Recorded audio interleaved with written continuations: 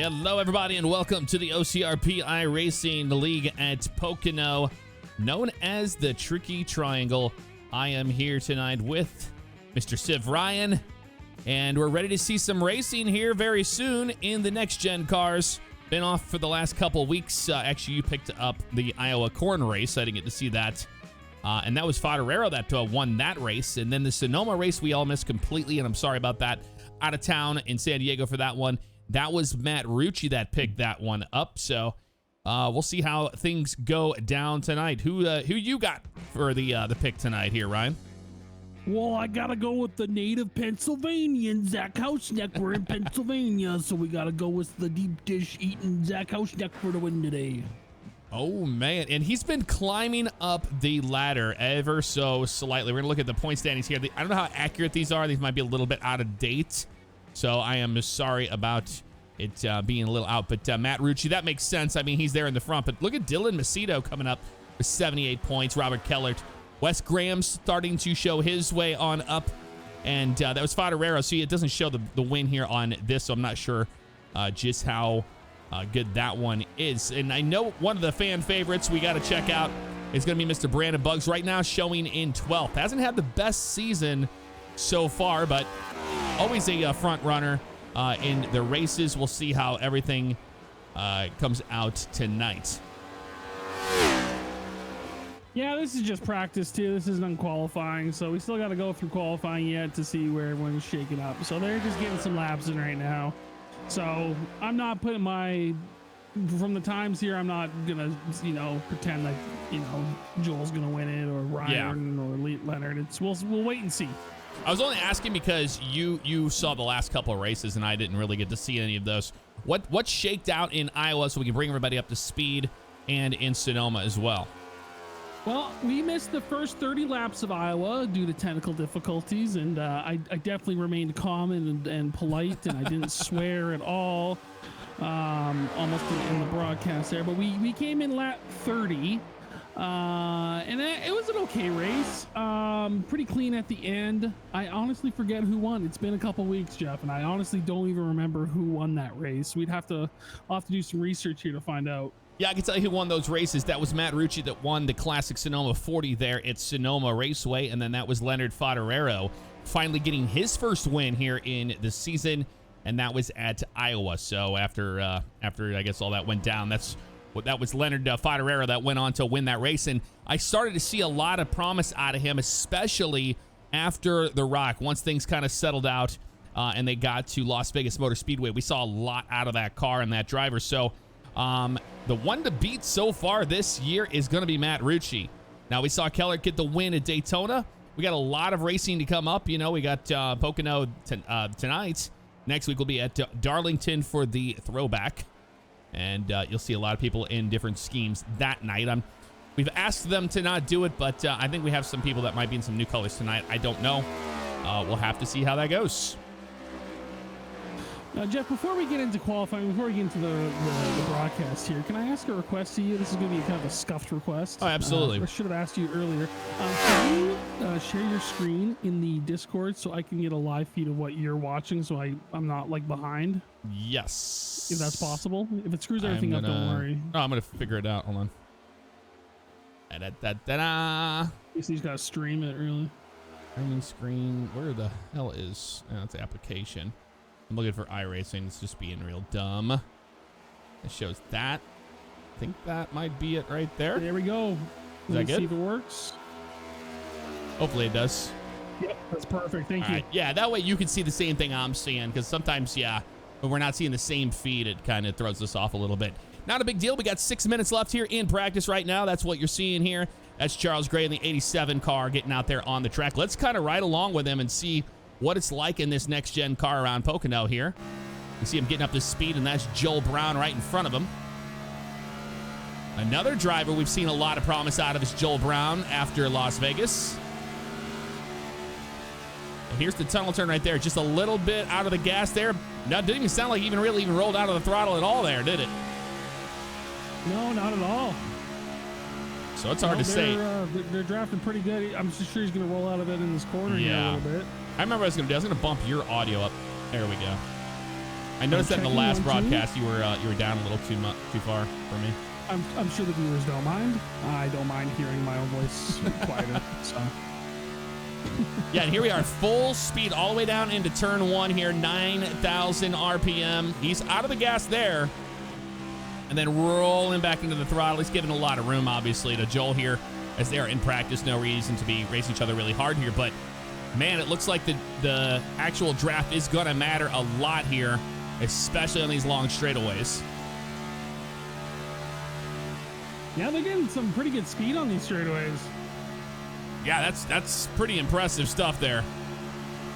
Yeah, it looks like a lot of these guys are going to find a lot of speed in the tunnel turn right there. Now, here's turn 3, and you can see you got to really roll out of the gas here and get all the way to the bottom, and then start rolling into it and drive it all the way out up and next to the wall. And that's what we're seeing right there out of that 87 car. And talk about a driver that we want to see get a win in would be exactly that driver right there. That is Charles Gray. And yeah, he's long overdue for a win. yeah, we've seen nothing but good things coming out of him.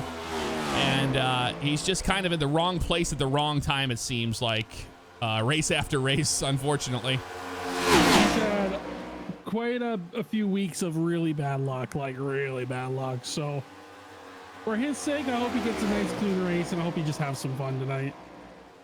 Absolutely. Another driver here is Ryan Steinhoff. I actually got to meet Ryan Steinhoff at the Flight Sim Expo. Really nice guy. Had a really good head on his shoulders, a really good attitude towards not only the league, just talking to him one-on-one, and he also is just really said he's been enjoying the league and the racing that it produces. So it's good to see these guys coming out to things like Flight Sim Expo, and I get to meet him there. And I also met Rick Evans, that was in the league. I think he moved to Mondays, didn't he? I believe so, yeah. Yeah, I think he was one of the ones that moved over to the Monday League. But yeah, I met him, and he was a really nice guy too. So really cool to meet those guys. I'm slowly but surely getting there with the OCRP guys, meeting them one by one. One by one over 5 years. Over 5 years we'll only. Get there. Who else is out here on the track right now? Well, here's our man, Matt Rucci. He's just sitting on pit road, and so is West the Mess. Maybe they're just, watching what the other guys are doing out there. One to watch is Dylan Macedo, and we see him climbing up in the standings, in the point standings, ever so slightly. I think that he is pretty much overdue for a win. Now, the heartbreaker of the entire race at Sonoma was the 80 car, and that is Brandon Osborne. Brandon Osborne was one of those drivers that got there, had the fastest car, pretty much dominated the race, and then had a internet issue and lost the race with only a couple laps to go because of it. So talk about a heartbreaker at Sonoma. We know this driver puts on one hell of a show, so I think we might see something out of him tonight here at Pocono. Yep, I think he'll be fast. I think Macedo will be fast. I think your regular guys, I think Wes will be fast. Now, Jeff, my question to you is, this is called the tricky triangle. What makes it so tricky? It's because each one of these corners are they're pretty much modeled after another track's corners. So I think the one right here they're about to go into in the tunnel turn is out of Watkins Glen. So each one has its own, you have to have a different approach to it. It's really difficult for the car setup. We run a fixed setup here. But in real life, it's hard for them to get the setups just right because you're not setting up for just one corner. A driver can complain about one corner to a crew chief, and they have to make hey, we can run better here in this corner, but we're going to be screwed up in this one. So it is really difficult because you have to approach each corner totally different than the others. Is that just in terms of banking or like pavement or just how it's set up? It's the actual geometry of it. Yeah, it's the banking, and then it's also the actual the amount of the curve itself. Yeah, they're all just different basically. So if you see an actual picture of it, it's not really a perfect triangle. Right now, 79 I hope degrees. it makes for some good racing. What's nice is it's a very wide track, it seems, Jeff. So hopefully if we get some self spins and stuff like that, we will stay green, and hopefully it doesn't turn into a caution fest. Yeah, and I don't think we're going to see much of a caution fest out of this. I've seen some guys here even in practice earlier. I've been in here for a while watching, and they were turning some laps without any issue. Saw that the track was 117 degrees there. That's a pretty high temp on that track there, so it might be a little slicker than you'd think, but who knows? It's practice, and we're about to move on into qualifying here. And remember, guys, that we're going to run into qualifying. We have 5 minutes to qualify. I think it's a little, 5 minutes, and then 5 minutes is going to be towards the driver's meeting, and then the green flag drops after that once they get out there on the actual track. But, yeah, I don't know, man. I don't think we're... Oh, man, Favignano wrecking the car immediately in there. I don't know if he had a problem with the wheel or something, but... It's not a checker flag, that's why. There you go. Yeah, you're just like, I'm just going to turn it straight into the corner right there.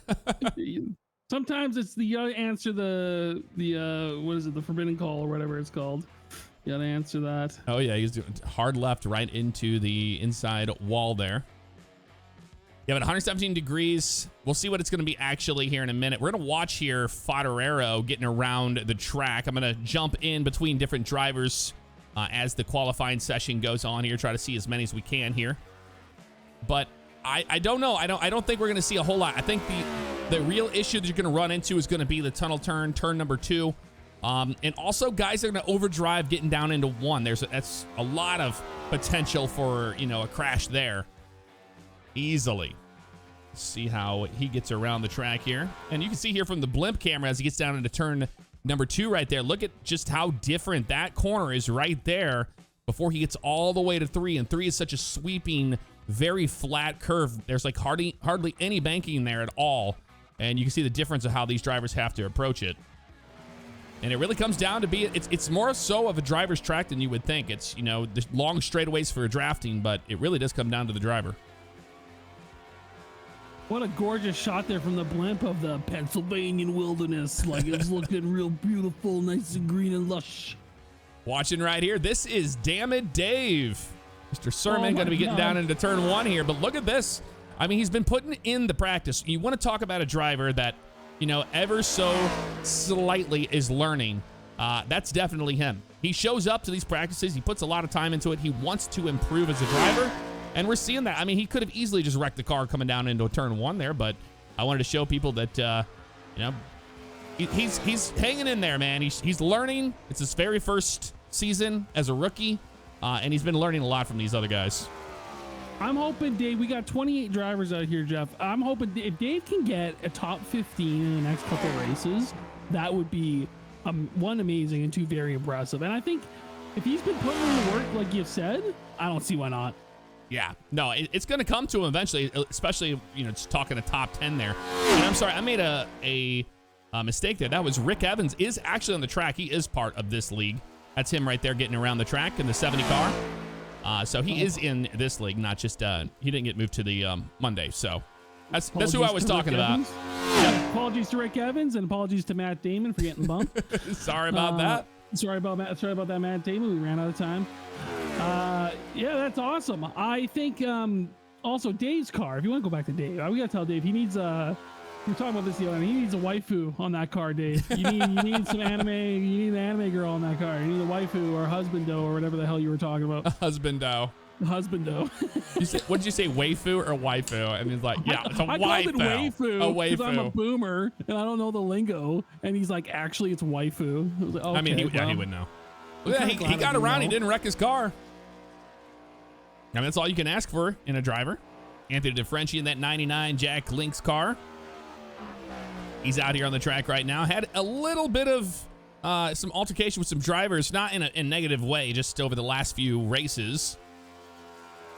So hopefully he can stay out of some trouble tonight. Right now, we had Potter on the actual pole, but looks like that isn't the case. I'm not sure where we're getting these scoring loops from, so I do apologize for that. But it's looking like Brown right now is on top of the board. Yeah, I'm seeing Joel Brown first and Stefan Benenda in second. Benendi? I would say Benendi. I'll decide. Or Benende. You know what? I'm known for butchering names, and they're just going to have to deal with it.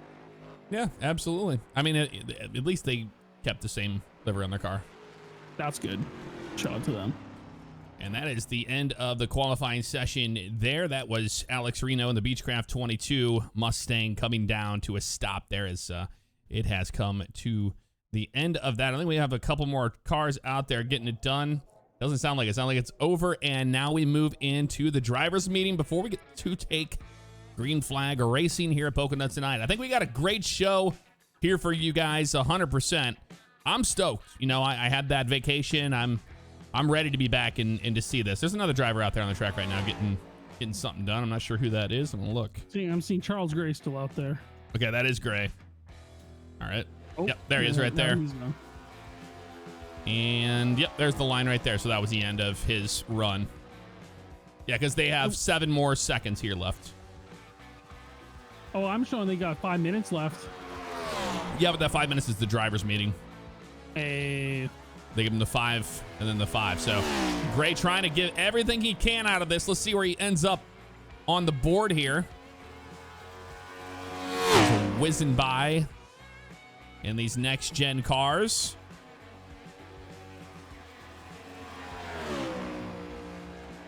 Nice entry into turn 2. You saw he drove it right up next to the wall, coming the exit right there. That's what you want to do. Let's see what he chooses to do here in turn 3. If he's going to come all the way down to the bottom or if he's going to run the top. No, he's going to run the bottom. There you go. Now, back in the day, they had the grip strip up there. They don't have that there in this track configuration. But you would run the top so you could get the most traction. And there you go. That's going to put him not where he wanted to be. It's taking a minute for it to populate here.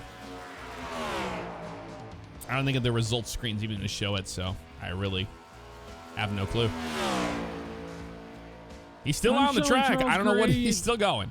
Yeah, he's just having some fun. I'm showing him in 12th, Jeff. Do what? I'm showing Charles Gray in 12th place. Okay, 12th, yeah. There's the 81 car of Brandon Bugg sitting on pit road. Is there... Clearly in their drivers meeting right now, talking to each other. They're going to get things going here in a few moments. I'm going to have me a sip of a very unsponsored drink, which is Coca-Cola. Just a regular, the OG Coke? The OG, yeah, not even cherry. Man, classic. Classic. They actually call it Classic Coke. Classic Coke. In the red can. I had some beers at lunch today. I wasn't feeling it tonight. No, me neither. My stomach. I think my stomach's just like, no. After I went, I was on vacation for so long. It's just, I'm so tired of drinking beer. Yeah, you need to recover, my man. Yes, absolutely. There was a nice one I had in San Diego. It was Cali Creamin'. That was amazing. Oh, you can't say that, Jeff. Well, it was fantastic. It was like a vanilla cream blonde ale. Oof, real good. Ooh. That sounds actually really delightful. Dude, it is. It's like a Kona Big Wave, like that blonde ale, but instead of like the florally kind of Kona style, it had the vanilla hint to it. Ooh. Yes, please. Really enjoyed it. 2 minutes and 30 seconds on the clock right now before we go racing here tonight at Pocono. I'm excited for the race. I'm tired of looking at the track and people not racing, so I want to see it happen. Absolutely. Now, chat, who do you guys think is going to win? Put your names in chat. Who do you think's got this one? Yeah, and mind you need to look and see what the actual point standings are looking like right now. And we're going to reset those. There they are right there. Matt Rucci, I'm telling you what, I think the guy that's going to get it done tonight might be Dylan Macedo, depending on where he starts here tonight. You got a lot of good names up there. You got Wes Graham, Ryan Potter, another one that's an underdog. Yep. A lot of good guys. Look at Scott Barkman in 7th there in points. Really close there between Scott, Charles. Both 65. Fontararo's been looking good last few races. He's been in the top 3 and fighting for wins. Even won one, I believe. And there's a lot of good drivers in this league.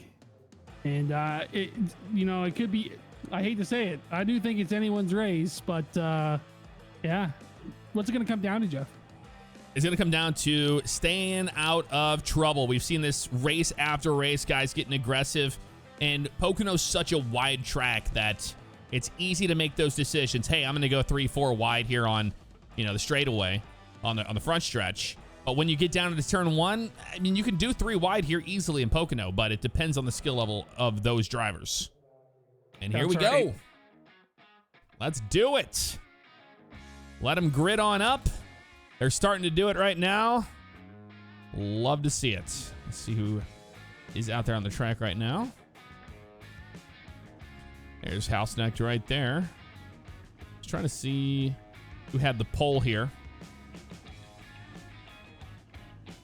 Hard to say. Turn that one off and we'll get our lap counter on right there. And you're joining us here for the Tricky Triangle 150 in Pocono and Long Pond, USA. Up in the Poconos. A little trivia for you in the office. Who in the show The Office, who went up to the Poconos for a trip? Oh no. Is that Toby?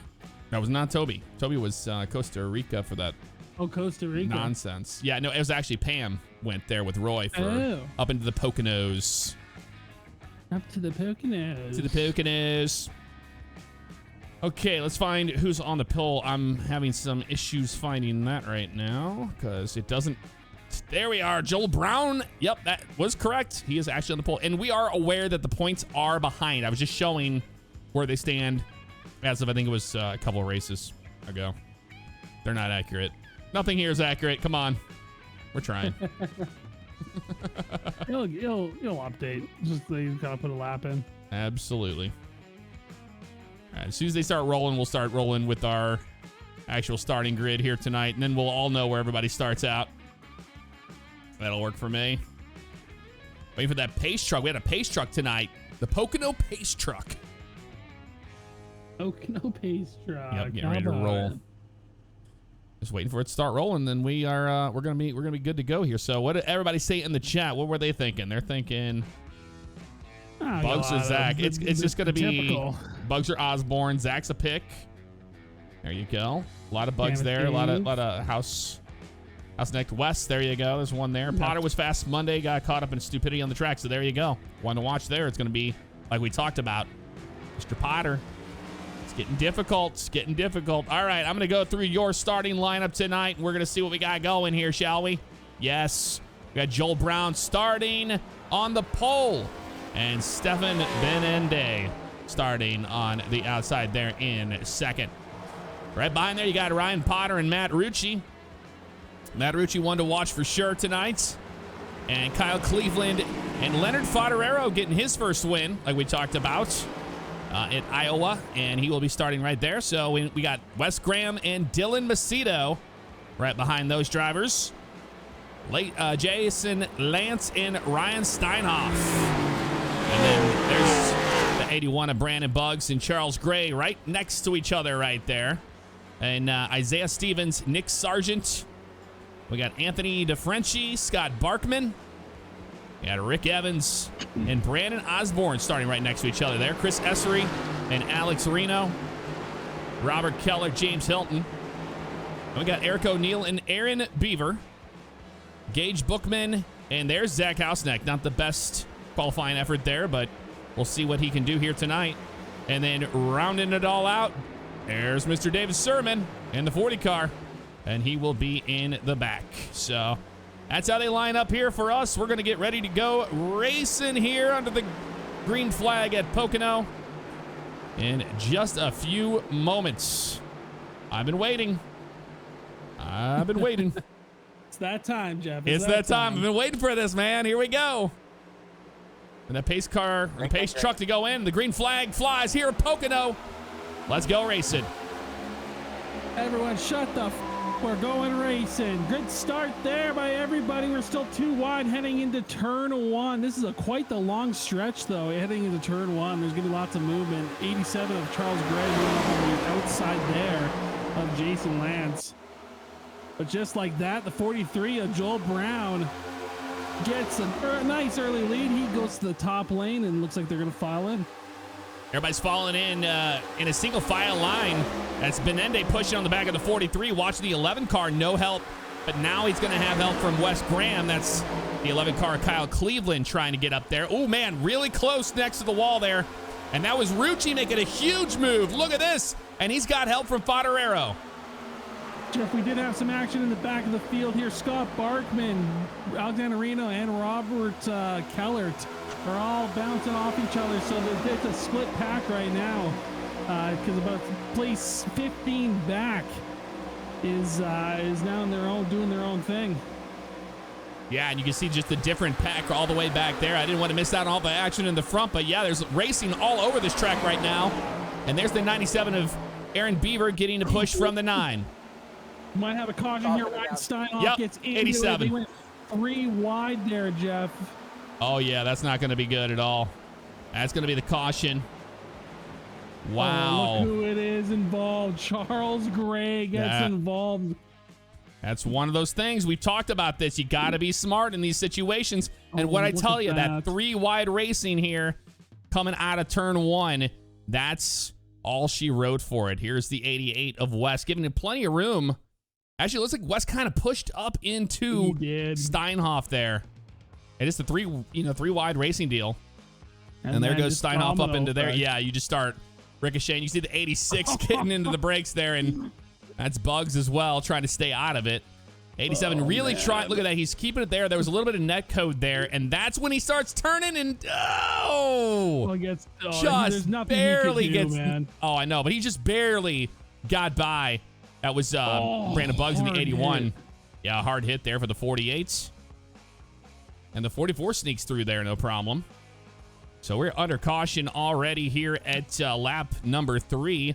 And Rick Evans just kind of an arc of brakes right into the side. It looks like arc of brakes, but it's not. It's hard to, slow down that quick. So let's go ahead and back it up here. I want to watch what I saw. And that was the 81 of Brandon Bugs. Watch the rear bumper of what he saw here. Oh my goodness. Back that one up there, get a little closer here in slow-mo. Super slow-mo here. I'm telling you, it was just by the skin of the teeth. Look at that. And Steinhoff almost got in the back end of him. Nice job by everybody else trying to avoid it. The bad luck continues for that 87 car, Jeff. We talked about it before the race started. And it just it feels not bad, something man. you want to see at all. We're gonna ride along here with Rick Evans, what he saw here.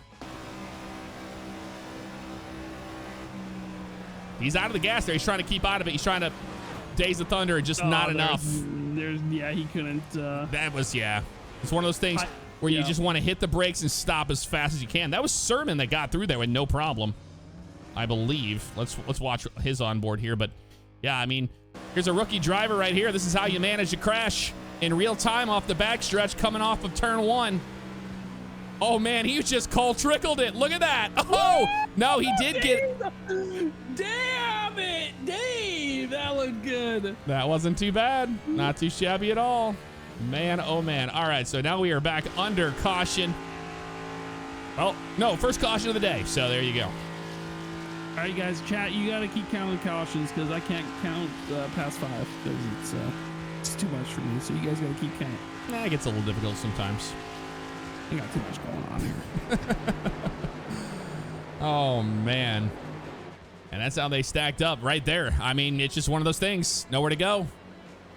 And it was weird because what I saw on Sermon was it looked like he had damage on the left front of the car, but then it went away. So it might have been a whole one of those netcode deals. I think that's what happened. Yeah, but if you're in the front pack, you're laughing here. Although that was the guys in the front pack that crashed there. So yeah, towards the end of that little tail there. Yeah, 3 wide racing. Not even once. Not even once. Oh, man.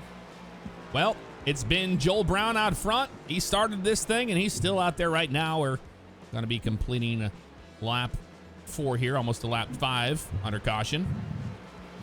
And hopefully we'll get those lights off on the pace truck and get back underway with some green flag racing. Unfortunately, Pocono is one of those big tracks. It takes a long time to get around when you're under caution.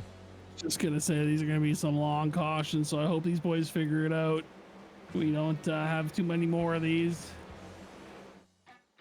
And there they all are, getting around the track. Yep, I'm ready for some more action, man. I hope we don't have this, constant yellow thing. And I mean, as long as guys just don't push it 3 wide that often, I don't think we're gonna run into that problem. But it looks like the lights are out on the pace truck. We will be going back green flag racing next time by. Yeah, if it's anything like, what was that one race, Jeff, where it was just insane amount of caution? What track was that? The Rock? I think it was Rockingham. It was the Rock, yeah. The Rock was just an absolute caution fest. Now, one driver I do want to have a look at here, and we talked about him earlier, is Matt Rucci. Started fourth, he's in third right now. Well, we saw some pretty impressive moves out of him right there. He's trying to make it towards the front. He just didn't have any help at all, and that was what I think a lot of these guys are not a huge fan of, is seeing that you really have to have that push to get around here. Yeah, there's only so much the car can do, especially because they're on the same exact setup as the guy in front and behind you. So it comes down to just a little bit of strategy and getting some help when you need it. And it's been a mixed bag. I've talked to all these drivers, and some guys like the package. They're like, you know what? I don't want to complain about it. I just want to sit down and learn how to drive this thing and try to get the best out of it. And there's guys that just absolutely do not like it at all because it's so aero dependent. Now, the problem is, from what we have heard out of the camp of Denny Hamlin and all those guys, the real life guys, is that the sim does not have this car at all correct. It's pretty much, it's pretty much flip-flopped. And they've talked about how much of an animal this thing is actually going to be to drive. So it's only going to get better the more data comes out about these cars. So you can't, expect this kind of performance on these cars in the real world when they go racing in 2022. Well, the lights are off on the pace car. It's down and away. Green flag is in the air. Back to racing at Pocono. Yeah, these cars are going to be a handful, and they've proven to be a handful so far. But right now, nice little drag race down the front straight here. Not much movement going on. Everyone just doing double file into turn one here. Thank goodness. That was Benendi that kind of got shuffled out of line there. Doesn't have a whole lot of help. And that was Rucci that made a move to get around him. And now he finds himself in the second position, getting really racy here. Nice move there by Ryan Potter to secure fourth position there as he files into the top line. Very aggressive. That's right around Stephen Benetti, and it's getting really crazy right around Wes Graham. And here comes the 81 of Brandon Buggs. He's pushed his way up there into the front. A nice push there on, is that Kyle Cleveland there in the 11 car, I believe. Yeah, that was Kyle Cleveland right there, and he's still continuing to push on the back of that 11 car right there. He started 11th, and now he's up to 9th right now. We got a crash here in the front. And there we go. Huge crash. 44 car in the back there. Lots of junk. That'll be the 99 involved. Fodderero. Sorry, not Fodderero. That's Aaron Beaver. They have the same color scheme of their cars there. So sorry about that. We're going to try to find out what just happened here, because that was not good. And it was on the straightaway. That's when you wonder what the hell is going on here. Let's see. The 80 car of Brandon Osborne. Yeah, it might be to the 80. Impatient? Maybe a little impatient here. I don't know. We're going to see. And now there was the 44 out of shape before that. It's hard to say in this angle here. I'm going to try to get a better shot for you here. Isaiah Stevens. Maybe about right there. Yeah, the 44 car. It looks like he just was kind of loose. He just shot up the track. I think he was trying to go up to the top line, and you were like I don't know, man. There's two cars there. He was doing, yeah. Yeah, he just wrecked them all completely there. He spun Beaver. I'll watch that one in real time so we can see what happened here. Little touch right there. That's all it takes. 2-car Vessery. I'm curious, Jeff, if there's a little bit of net coat on that right rear of That's what Isaiah it looked like, so I was going to watch. And, Brandon, yeah. Yeah, we're going to ride on board with Osborne here, see what he saw. Off the corner here. See Aaron Beaver there moving up. And the 44's right there. Oh, maybe not.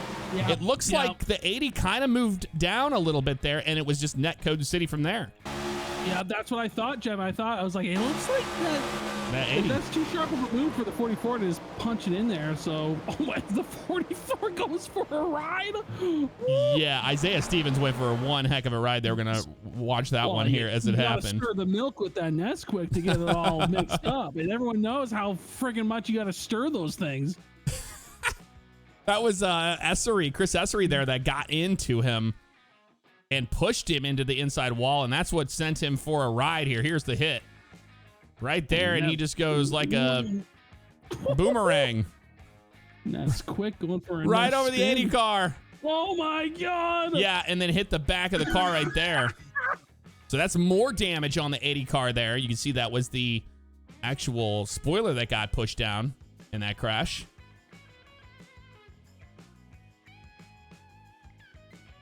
Wow. All right, chat. We get it. It's not music. It wasn't updated. This has been a constant battle with Twitch. I changed it 3 times already. Don't worry about it, guys. Let me go in there and do it again. I mean, I've done it 3 times and it will not change over. It's just they're having real issues with that. It's like, hey, this is clearly racing. Yeah. I better type in chat, hey, this isn't music. Like, obviously. It's been the story of my life for the last couple days, man. Oh, I know. It is what it is. Whatever. Sometimes it even takes to the middle before it does that. Yeah. That, to me, looked like what are these drivers doing? They're all jumping down to the bottom here. Are they going to come down pit road here? What's happening? You thinking about it? I'm confused. Look at it's turn 1 there, so. Oh, they're moving out of the way for Steinhoff. He's going to be our lucky dog. And he'll be able to get back around.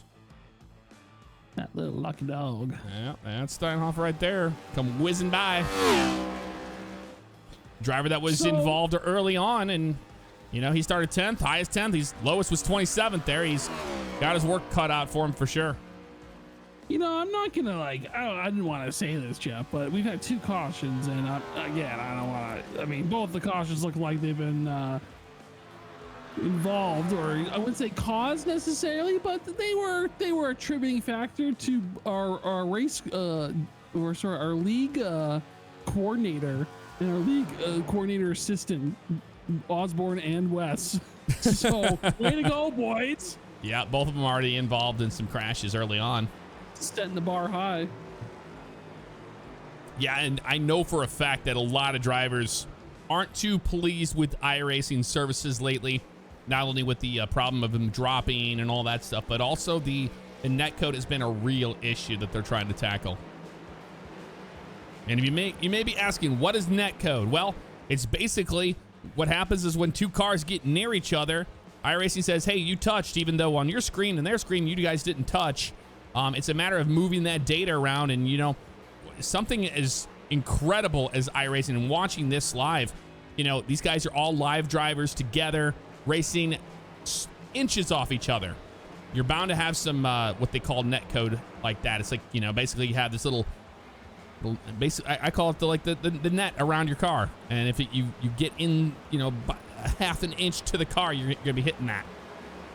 Yeah, the joys of racing over the internet is there's a big latency, and unfortunately, iRacing is very, very good most of the time, but sometimes that type of thing happens. I'm sure if you've been playing any other multiplayer game on the internet, same thing. Any first-person shooter, you might get bad hit scan or hit reg or whatever it's called. That's the best way to explain it, like a hitbox. Yeah, it's bad hit reg. So. Well, the lights are off on that pace truck. We're going to be green flag racing next time by, watching some guys here. The 81 car of Brandon Buggs moving up there into the 5th position. He's one to watch here on this restart. He had a lot of help with Kyle Cleveland there. He's actually giving Kyle Cleveland a lot of help here. And then that is also that 24 car there of Zach Hausnecht moving up as well. So some cars to watch and familiar faces that but don't count out that 88 car. He's going to be behind Potter on this restart. We'll see what he can do. Looks like, Western 8th position on the inside of 86 of Jason Lance there. And we'll pay close attention to him, Jeff, because I think he'll be making some moves. And somehow, some way, Fodderero is found his way up. He's up in 3rd right now, pushing towards the front. But don't count out Benendi. I didn't want to leave him behind there. I know we had some familiar faces up there. Just wanted to say, hey, this is where these guys are. But Benendi's been awfully fast here at Pocono, so it's going to get interesting. Pace trucks down and away. Green flag in the air. Just like that, top 4 quickly scooting away there from the pack. I don't think they'll be gone for too long, though, as the guys behind them catch the draft. And they're going to be going 2 wide into turn 1 here. And your leader, Joel Brown, continues to hold that lead in that field. It was 2 by 2 right there, and that was Rucci on the outside. Had no help. They kind of fell apart there, and now they're all in the outside lane there, and they're trying to shuffle the 67 of Favignano out now. Yeah, Favignano quickly jumping to the back here, but hopefully if he can clear that car, was that the 11 car? Oh, Kyle Cleveland, or sorry, that's Dylan Macedo let's drop it, I believe. On board with Benendi here. Trying to stay in line with the 43 of Joel Brown. Oh, car going to the inside there. That was Favignano, Jeff. I don't know what happened to him, but he went all the way to the inside wall, and he's going to fall behind. Wow, yeah, I'm not sure what happened there with him. We're going to try to catch up with that in a second here. Sorry to interrupt. No, you're all right. That's why I interrupted. Yeah, no, that was Favignano there. Had a little bit of an issue and dropped all the way back. He was in third place when that happened. Maybe he just bailed out of it. Maybe he didn't like what somebody was doing and said, you know what? I got a race. I want to win tonight, so I'm going to take it easy. It's only lap 12. Yeah, how many laps are we doing? 60? 60 laps here? Oh, yeah. 60 laps around this place. Out front, same old story. Got the 43 of Joel Brown. And there's Benendi right there on the back bumper. But Benendi doesn't have any help behind him. He's waiting for Brandon Buggs in the third spot to get up there to help him get by Brown, but that hasn't happened yet. Great moves by Bay Area Buggs. He started in 11th up to third place. He's going to be your move of the week so far. Move of the race. Started 11th and third now. Yep. He dropped back to 12th earlier on there, but it's a matter of that. Every time. That picture? Oh, yeah. Yeah, wasn't that Danny Hamlin's body? Or who was it? No, that's Kevin Harvick's. Kevin Harvick's. Yep. Right on board here with the 81 of Brandon Buggs, and you can see he's trying to make his way up there to the 73 of Benendi, but right now I think these guys are just kind of getting into their rhythm, taking it easy. They're not really pressing the issue here. You know, a lot of jitters in the beginning of a race, so we saw those crashes happen. Right now, it looks like everybody's getting in that single file line and just kind of figuring it out. But look at the 81. You can just see how fast these cars can suck up to the back bumper, and we're seeing that exactly happening right there. But look at the 81 going a lot lower there than those guys. Yeah, he's going to get some help by the 28 at Rucci behind him, though, Jeff, and they're going to quickly catch up to the two in front of them as he gets a nice push from the 28. Yeah, and they are there. There's 1, 2, 3, 4, 5, 6 cars in line, but we talked about him earlier in the race. That's Dylan Macedo. Made his way up here as well, and he is, I mean, he's only, he started 8th. He's moved his way up, but these are the guys that we were talking about earlier to watch in this race, and I'm seeing that right now. Yeah, Dylan Macedo, young, talented driver. I raced with him in the Rumble Butts Endurance team, and he is a fantastic road driver. One of our top guys over there. Just a guy that knows how to get around pretty much any track. Lots of great car and car control, and it's not luck that or by chance that he's up here in the top 5 position. Just like that, he's going to try and make a pass on Kyle Cleveland here. Yeah, right now I'm watching this battle that's brewing back here in 7th and 8th. That's Favignano there in front of the 88 of Wes Graham. That's giving him the push, and they got around Potter there. And Wes Graham, one of those drivers that I think he's just kind of trying to ride around here and just take it easy for the most part. That seems to be what's happening here. Started 7th, and he's just sitting here in 7th. Yeah, they're hopefully they can get a little run going here with these 5 cars of Favignano, Graham, Lance, Essery, and Gray. And hopefully they can suck up to the front pack there and try and catch up. Yeah, and you can see these guys get that huge run on a car in front of them, but they don't make the move. It's just, I think it's a matter of them just kind of being patient here and waiting for some things to happen. Back up front, the top 3 still rolling in a single file lane. And it looks like Rucci has kind of loosened that draft a little bit from the 81. He might have to have some help from Cleveland and even Macedo if that can happen. But right now, it's 3 cars kind of running away with it. Yeah, I think the rest of the field's hoping that those top 3 start to fight a little bit, but they're pretty smart. They're like, hey, I'm cool with the top 3 right now, boys. Let's just try and get a nice lead on these guys behind us. And they're doing just that, Jeff. Exactly, and everybody's just trying to turn some clean laps right now, get a long green flag run in. That's what they need. It's a big track. I mean, 60 laps is a lot of racing. It sounds like it's not a whole lot, but when you really think about it, it really is. Yeah, 60 laps, and it's about a minute a lap, about 55 seconds a lap. So that's, you know, good math. It's about an hour with no cautions. Right around there. If we have no cautions, which that's, you know, we're gonna have it. Look at the 73 right on the back bumper of the 43 of Brown. Just looking at the rear bumper of Joel Brown here. And every time we see Joel Brown, we talk about just how amazing that flow is. Oh, that flow, Jeff. Oh, the longest in life. He's got the hair game and the beard game going strong right there. He's just got hair coming out everywhere. He's a hairy man. I like it. But it's different. The hair is different on top than on the beard. Yeah. I love the contrast. You see just how close Benendi's getting to the back bumper there. Yeah, I don't think anybody's pushing anything here right now. They're just kind of taking it easy. That's what it seems like to me. Well, right along with Benendi here, see what he sees. It's getting a little hairy back here at about 12th and 11th place here, Jeff. I got focus on crashes on mine on my screen, so it's showing people that are making contact and getting close, and you know, midfield here, they're getting a little dicey. You're watching right here in the right around the 15th position. Yeah, I'm watching Brandon Osborne trying to get around the 24th Zach Hausneck, and I'll tell you what, it looks like from just, you know, watching this race so far that it's difficult to pass here. These cars, if they don't have any help, they're side by side for a very long time. You can see a lot of side by side racing here between the 80 and the 24. But what a drive. Let's talk about Zach Hausneck. You know, started as a driver that, you know, wanted to just learn, rode in the back, didn't do too well in the beginning of the season, but slowly worked his way up. And he's really taken a liking and a feel to this car. Wrong guy. There he is. Oh, he still hasn't given us a picture yet. Oh, Zach. He wants to be a Steg. You should fix that. But yeah. I know his picture's everywhere on the internet. I don't know why. Yeah. Why we don't have this. This is straight laziness is what this is. Unacceptable. I'm talking about a driver that, you know, is moving up. So it's good to see that. Back out front. Nothing's changed. Not a thing. But here comes the 81 of Brandon Buggs making a move on Benendi into 73.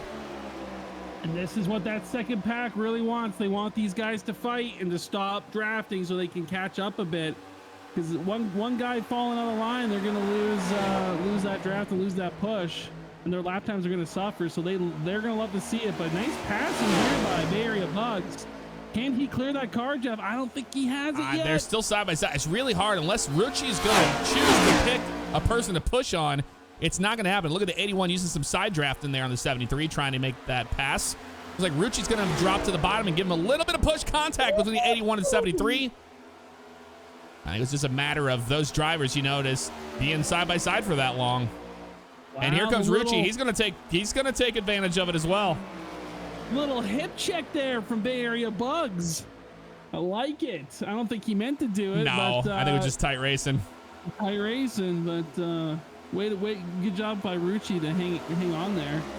And, you know, honestly make the smart move of just getting out of the throttle, live to see another day, and that could have been a lot worse. Yeah, we're seeing exactly that happen. And watching right around here, the 6th position, Kyle Cleveland, Dylan Macedo, and that's Fodorero there, and Wes Graham all together. It's just, it looks like it's almost frustrating for these guys to get a pass. Yeah, it's going to take a whole lap to get a pass almost, and you're down on the inside, and I don't know what the tire wear is like. I don't know if being on the inside lane for an extended period of time, if that's going to hurt you in the long run. Yeah, and we're seeing this all over the track. We're just seeing the train, you know. We're seeing the train go by. It's a parade. Is everybody in a line? And, I mean, this is, you know, like we've talked about. This isn't exactly what we can expect from the real thing. This is just how it is. And I've driven this car. You've driven this car. It's very, very aero dependent, which doesn't seem like it would be as much as you would think. But it's kind of a super speedway car, like at every track that you give it any kind of room to be. Yeah, that's right. No, you're just watching it there, but Charles Gray making a move there on Scott Barkman. It's a driver we don't see very often up here, right here in the 14th position. That's Eric O'Neill. All right, Eric. Started 23rd, and right now, not bad, P14. He's trying to make, oh, we have a 3-wide system. May not work. Ooh, boys, come on, don't die. Hey, all right. That was Osborne there with the aggressive move to try to get around the 60 of Potter and the 37 of O'Neill. He's really low down there on that turn 3. Yeah, right. He's going to get back in line. Back out front, Joel Brown just kind of running away with it. We were way there. I'm sorry, we were watching some racing back there, and we missed that Matt Rucci passed Brandon Buggs there, and that's Brandon Buggs and Stefan Benendi right there trying to work together to try to get back up there. It looks like once you lose that pack, it's really, really hard to get that draft back. Yeah, I'm actually really impressed by Joel Brown. He's out there on an island and he's turning some really nice lap times. No, yeah, he is. He's the fastest car right now on the track. He's been the fastest all day long. You know, he unloaded. He was fast in practice. He got the pole, and he has not dropped a single spot since the start of this race. Got about a 1.2 second lead on Rucci, and on this track, that's quite a bit. That's almost enough to get Rucci out of his draft, and that's a problem for Rucci and for Buggs. Now with these 3 guys, it's going to come down to, hey, you know what? Let's work together. Let's try not to race. Let's try not to race each other too hard. If we just get in a line and race and just, you know, push up there, 3 cars is going to be better than 1, you would think.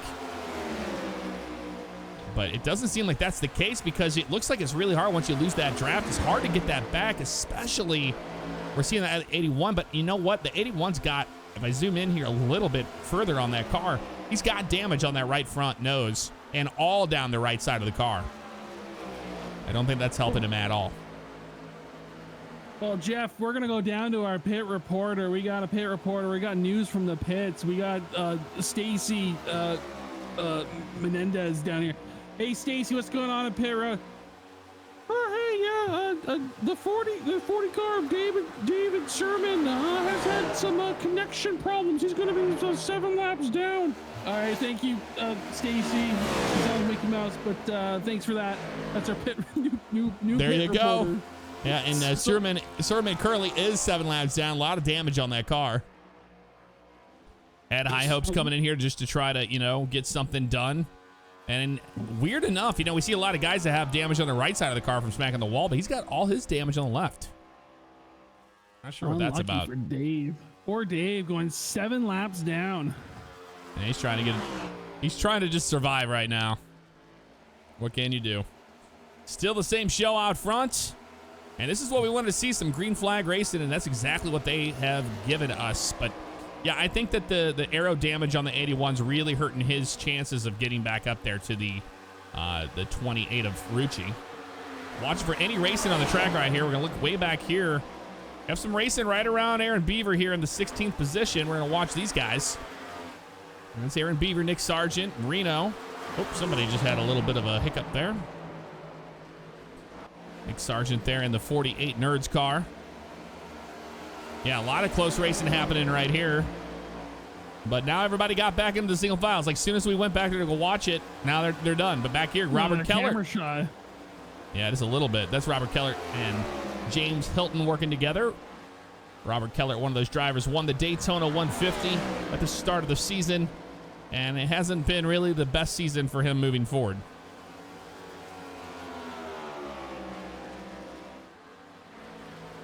Nope, it has not. And yeah, I mean, I'm watching the lap times here, Jeff, for sort of the intervals, and it looks like Rucci is making some ground on Joel Brown. He was 1.2 seconds behind him. He's now a 0.8, so he is caught up almost half a second, and that might turn into something. Maybe another couple laps, he'll be right up on that bumper. Yeah, exactly. I was watching those times ticking down ever so slightly. So maybe the tires do matter a little bit here, and maybe he saved a little bit more than Joel Brown has. I don't know. Now, are they going to have to come down and pit for fuel, Jeff? Do we know anything about that? I believe they are going to have to have one stop for fuel. I believe. I could be wrong about that. Halfway through this race, so I imagine it'll probably go to lap 45 if I had to guess. Yeah, I think so. I don't know what the fuel situation is. Look at Rucci. I mean, absolutely starting to pull onto Brown there, but a lot of that has to do with the draft. He was not in the draft, but now he is in the draft, and you can just watch right here. There's nothing Joel Brown can do about it. The 28 sucking up to the back of the car really fast here. He's going to try to get a run on him here down into turn 2. Man, that track, it almost looks like DRS in F1, Jeff. Yes. How much of a difference it is. Yeah, I think I think the 20's just got better tires here, and he's going to go for the lead here. Oh, passes him like he's standing still. Oh, yeah, that was no problem for him at all. So something going on with the 43 there of Joel Brown. Possibly just tires starting to go on the car. He was running super fast to get out way ahead, and yeah, maybe it was tires. Who knows? But Rucci, now your race leader. Oh, we got caution, Jeff. That's somebody. That was a 24 car? I don't know. Somebody. Usually I know. I don't know. I'm trying to find out who that was. Why we got a caution here. They're talking about something random in the spotter pack, but yeah, I have no idea. But this is going to shake it up. This is exactly what Joel Brown wanted to see. If you're Joel Brown, he's like, you know what? There's nothing, because the last thing you wanted was for Rucci to start running away with it. And now everybody's going to come down to pit road. Now everybody's going to get tires. They're going to get fuel. This is going to be the last stop. Well, I don't know, because they have to make it to lap 60. So some of these guys may do it in a 2-stop. I don't know. Yeah, well, we'll just have to see, because a few of these laps were under caution, so they weren't using as as much fuel. So if they go long green flag stints here, if they pit now, they might not have enough fuel. I don't know. I don't know how much fuel they have, but all we do know is they do have. Will definitely have to pit one time. I see there's a car on pit road there. I'm gonna try to find out who that is. Yeah, I can figure out who crashed. Yeah, whoever just came off of pit road, there was a red car. I think he might have been one of the ones we were looking for. Gage Bookman. We're gonna go back and let's just double check and make sure we have time to see if Gage got involved in something here that we missed. Yeah, there was right there. Gage Bookman just coming out, hit the wall right there, nowhere to go. Right there into the wall again. Yeah, he just tried to keep it off the wall and spun it right on around there. That's all it was. There you go, the 36 of Bookman. Sorry, I just remember we got connection to some drivers here. If you are interested in doing a mid-race interview, excuse me. Oh, absolutely. Well, we got Joel Brown looks to be available. Let's pull up Joel. Let's wait and see if these guys are gonna come down pit road here. I don't want to pull them in during pit. Screw them up. Exactly. Because I think these guys are gonna come down, but if they don't, now that's gonna change it up. But I can see everybody coming down, because everybody's gonna come down now. I mean, because if you don't, you're going to be kind of screwed here no matter what you do. Yes, sir. You got to come down. Even if it's going to mess up your strategy, it doesn't matter. I think everybody comes down. They're going to have enough fuel to end the race on. But we'll talk with those guys here shortly. Here they come, watch Jeff. the pit. Yep, everybody's coming down pit road. No Bay Area bug fake outs here. Nope, everybody's coming down. Every single car. All the leader. Yeah, Matt Rucci on pit road here. Let me see what he ends up doing here. He's going to take 2 tires, to take 4 tires. I think you got to take 4 here. 4 and some fuel, and you're on your way. This is where it comes down to making no mistakes on pit road. And Rucci misses his stall. And has to back the car up. Lots of problems there for Rucci. And Joel Brown up front. He missed his stall, too, and had to back up. Jason Lance getting out real fast there. I wonder if he took tires or not. Might have been, yeah, right there. Watching right here, Dylan Macedo, and everybody comes off. Ow! That was a close one. I don't know who won that one. We'll see. 86 car, first off Lance. pit road. Jason Lance, possibly with just 2 tires. Did not take tires. He went straight through the pit lane, Jeff. Oh, okay. So he missed his stall? Stop. He just didn't stop. Oh, so he missed his entire stall. I think it was yeah, he did miss his stall. It looked like by a long shot.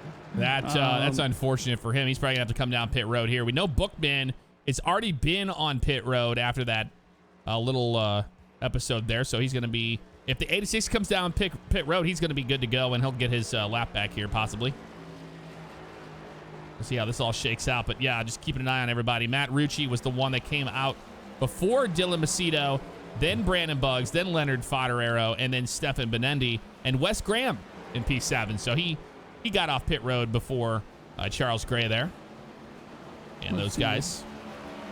Looks like Jason Lance is going to try for second time's a charm here. He's going to bring down the pit lane. Yep. And remember, you're not in third. You were starting in ninth, my guy. So, because he was trying to go for the third, the P3 pit, and then he realized that wasn't mine. And that might have been where he was during practice. That's probably what happened. Yeah. All right. Yeah, we've all been there before. That's really unfortunate for that team there. We've seen some promise out of him. He had a really good start to the season. And then he'll find his pit stall right there. So he'll give up the lead now to Matt Rucci in the 28 car. And it's starting to spice up a little bit here. Now it's going to get interesting. Yeah, you take the pit stop out of the equation now. Now it's just racing to the end. Who can survive? Who can last the longest? You know, a driver we saw earlier that was doing really well and then had that whole problem, fell back quite a few spots, never could get back up there in the front again, was Fodorero. Right now he's showing P4, so he had a great stop. Yep, great stop there by the 67. And great spot to start this second half of this race.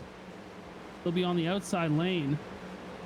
You want to tell me that some of these guys don't watch this broadcast right there? We're talking about him and he's warming his tires up. Oh, they all watch it. Oh yeah, he's listening to it at least. You goddamn dream snipers, get out of here. We see a Fodorero. We're rooting for you, buddy. And the 81 of Brandon Buggs right there. Gonna be starting on this P3. Now it's gonna come down to the front guys. Who's gonna go where on this restart? It's gonna get wild in this restart. It's gonna get a little hairy here. Just a little dicey. They're crashing. Joel Brown 5 just crashed. Caution! He just crashed on the caution lap. Unbelievable. That's got to be a technical issue or something. Yeah, easily. And there we go. Green flag in the air. Wow. Huge problems for the Joel camp. That really sucks to see. But we're back green flag racing here. A lot of guys fanning out in the back, but nobody in the front. Everybody's going to kind of just play it safer on this restart. How do you crash on the yellow? God. But he crashed his car or his game crashed? I don't know. His car crashed. Oh, I wow. don't know if it was his game. Anyways, they're single file now. Who cares? Joel, you're out of it. Matt Rucci, you're in it. Rucci, Macedo, Buggs, Fodorero, Graham, Benendi, and Barkman lead out your top 7 here. And it's, they're single file. And let's see if they can make some moves. Looks like Charles Gray is going to try and make a move on the inside when he can here. Did not stop Barkman. But Jeff, who are you watching? You're watching the back bumper of Matt Rucci. Yeah, we're looking back here at Macedo and see if Macedo's going to make a move down here into 1.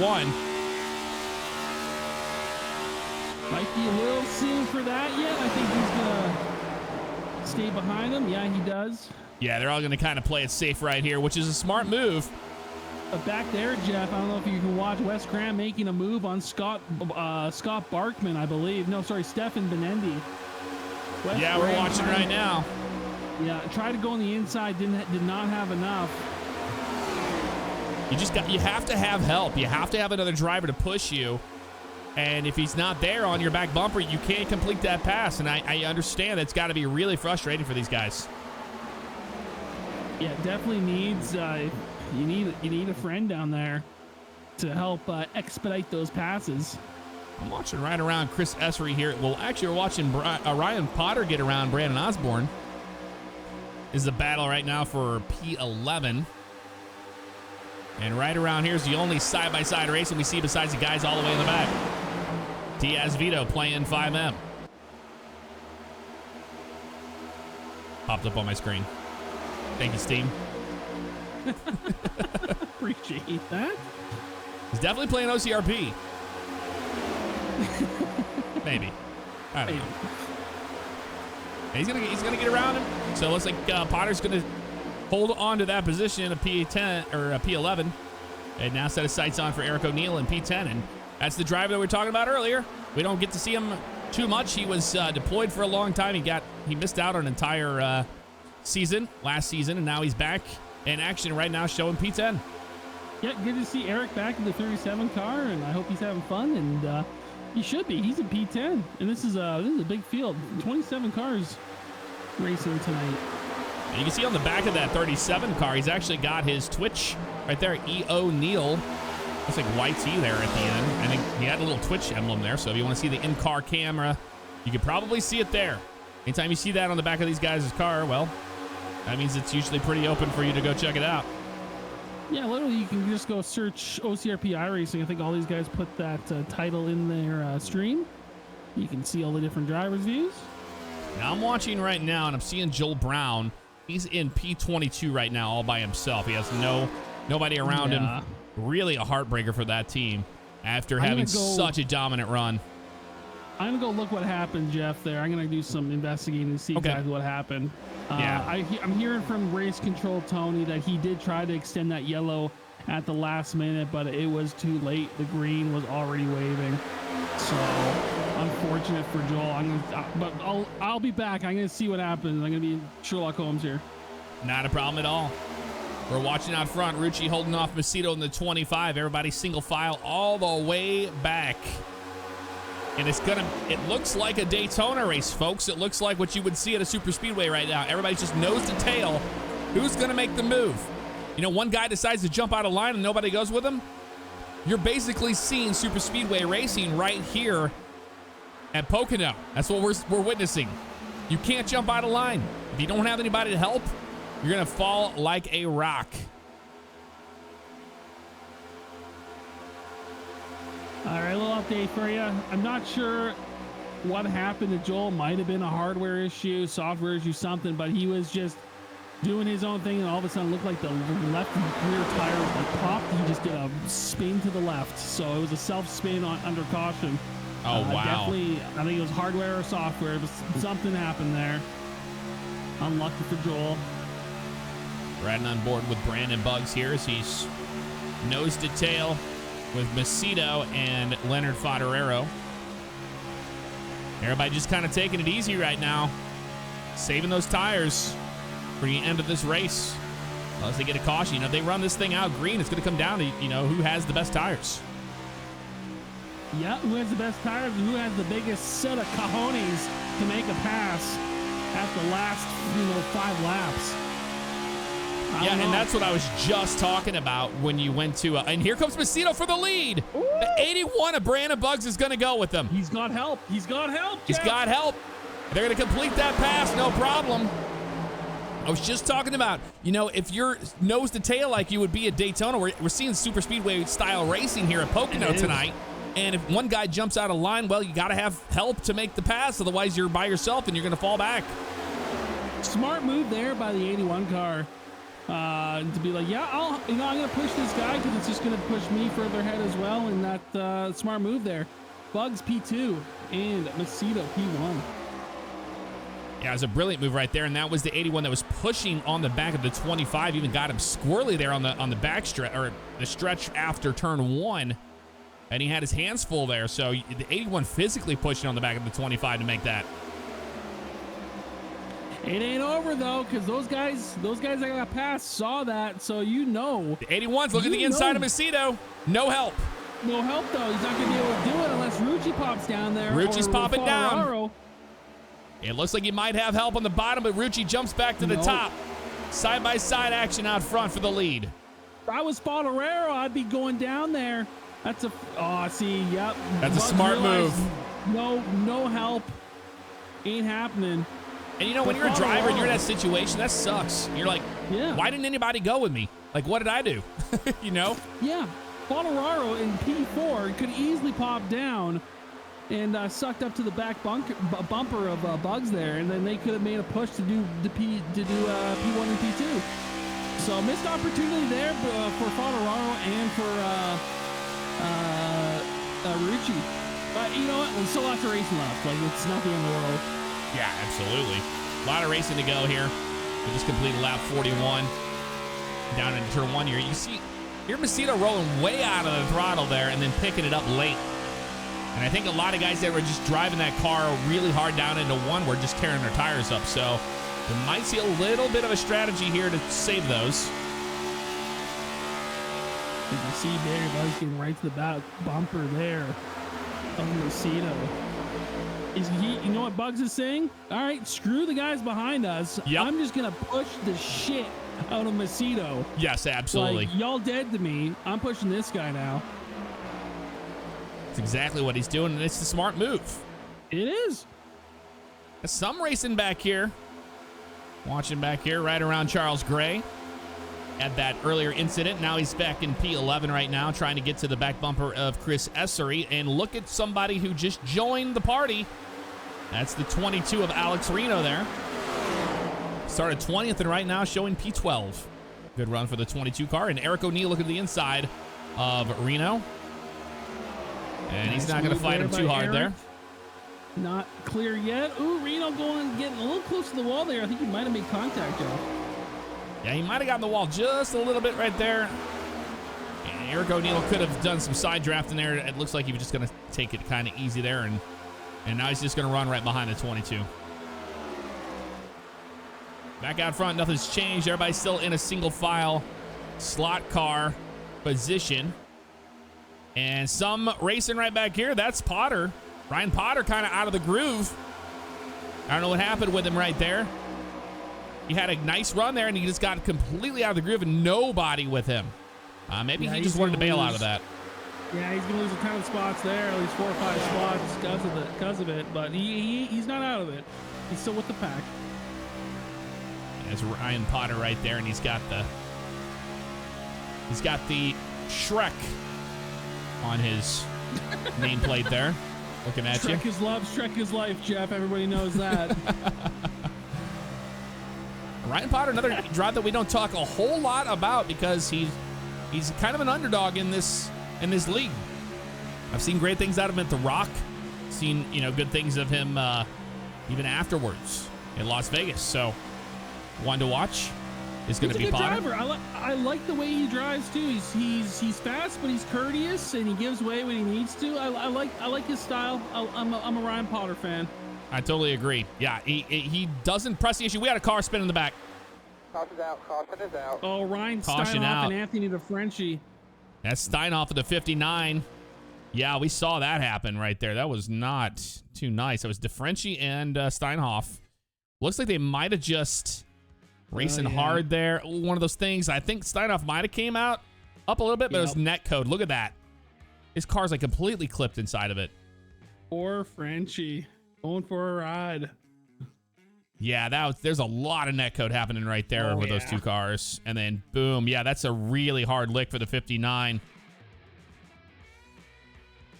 Well, let's see if they'll probably get some faster pairs and they'll get back out there. Yep, we'll watch this from another angle here. I know that's not the best angle in the world. Watch it from let's watch it from the blimp if possible. Well, that's way too far. Let's try to see if oh, here we go. Helicopter shot on this one. You can see what happened. It looks like Steinhoff went up to side draft the 99 and just, yep, little net code. No actual touch. He's inside that car. Yeah, there was a lot of net code happening there, but that was, a side draft kind of gone wrong, unfortunately. One of those things. Yeah, a little too close for comfort. Yep, and then both of those drivers were just kind of holding on for the ride. There you go. Good. A lot of damage to that car of Steinhoff. He's going to bring it down on pit road here. Unfortunate for him, starting P10 right now, and now he's going to have to come down pit road and get a fast repair. I think that'll be his last one. I know he was involved in that. I believe he was in that first caution of the night. Oh, yeah. So, Out front, we've got Macedo, we got Brandon Bugs, Rucci, Fodderero, Benendi. We got Graham, Barkman, and Osborne. Look at, that's another driver that's slowly been working his way back up to the front, as we would expect out of that car. That's the 80 car there of Brandon Osborne, starting 18th, had a early incident, and now he's fought his way all the way back up to P8. So don't count the 80 car out of this one yet. Looking like the 24 car as well, Jeff. He's about 9 laps down. I'm not sure if he's still on the track or not, but Zach Hausnack gonna be, I believe he's probably parked. Yeah, I think he's parked completely right now. He's parked. Ooh, little fake out action going on pit road here. I don't know what's happening here. It won't let me see it. Yeah, I think he's parked.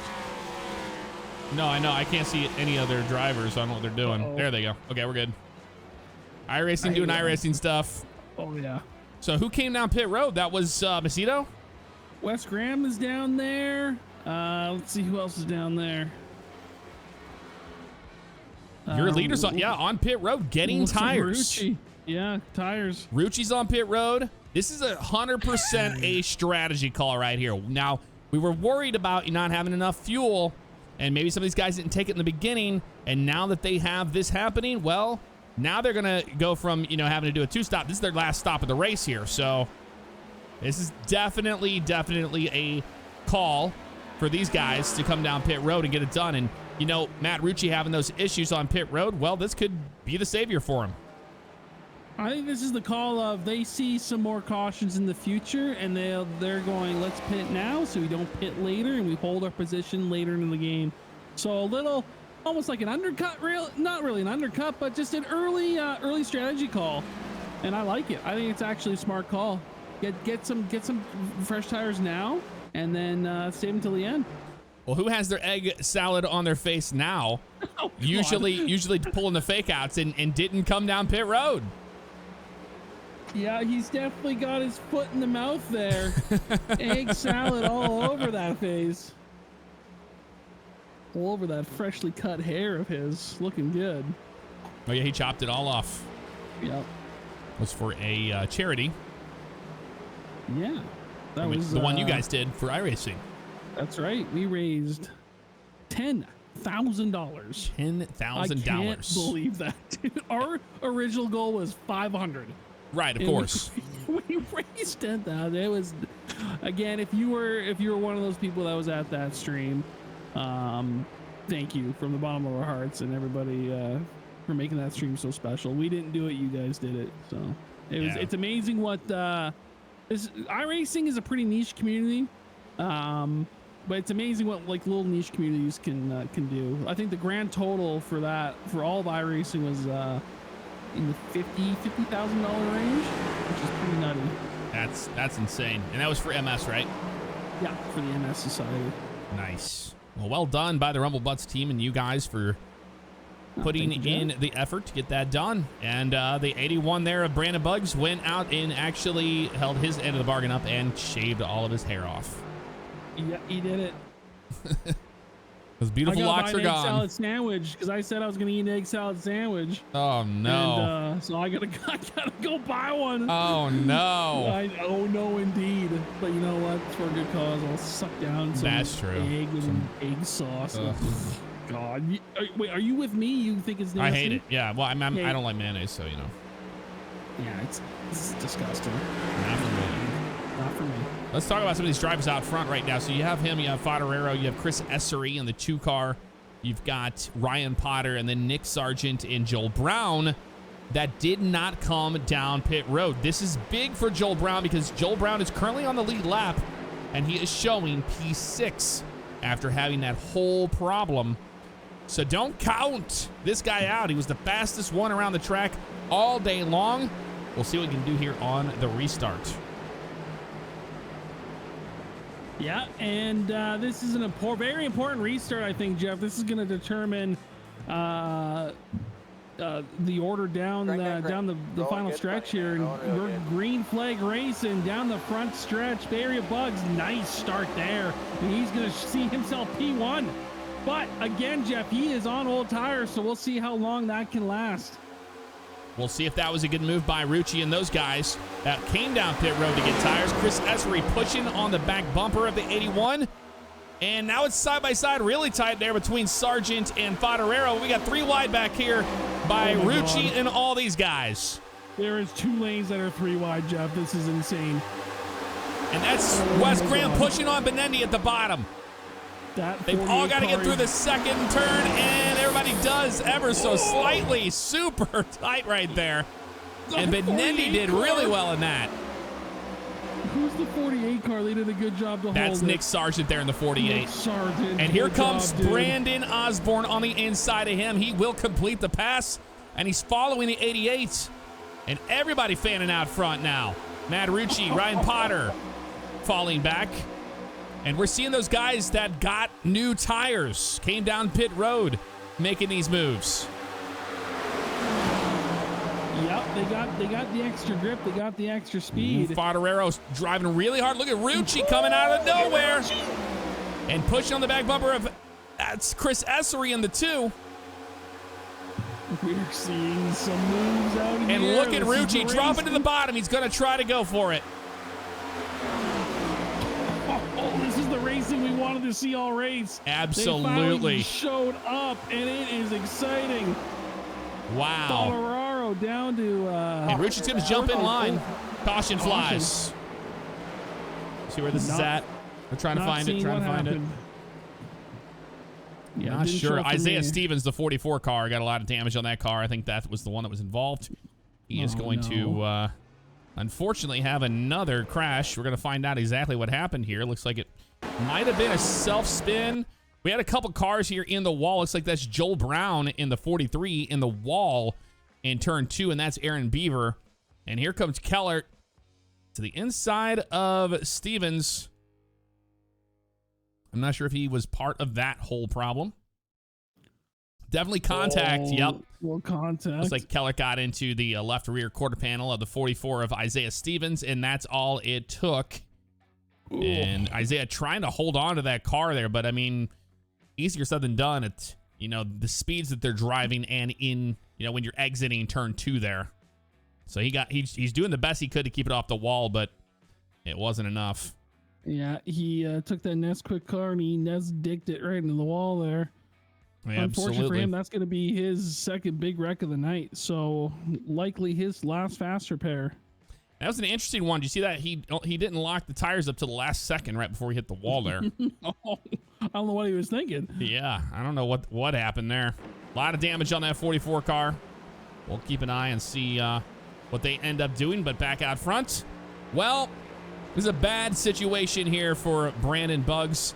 10 laps to go as of now. It'll be less when we go with the green flag. If you're him, you have to just ride it out, man. You have what you have. You cannot come down pit road. He's going to come down pit road. Oh! He's going to do it. Anyone going with him? Yeah, there's a few people going with him. I think these are the people that missed pit road the first stop. But like I said, man, those guys that came down pit road early are laughing because we only have 10 laps left and they have position. And that is all that matters with 10 laps left. Absolutely. And to be fair, I believe that they have to come down pit road for fuel no matter what here. Yep. I can't see him coming down pit road for tires only. This had to have been a call for tires and fuel, obviously. Yep. Steinhoff missing his box. He's going to back it up there. And Brandon Buggs will be down and away. But out front right now, Chris Essery, one of the guys that stayed out. He's going to stay out again and try to just hold him off. And you know what? I like this strategy.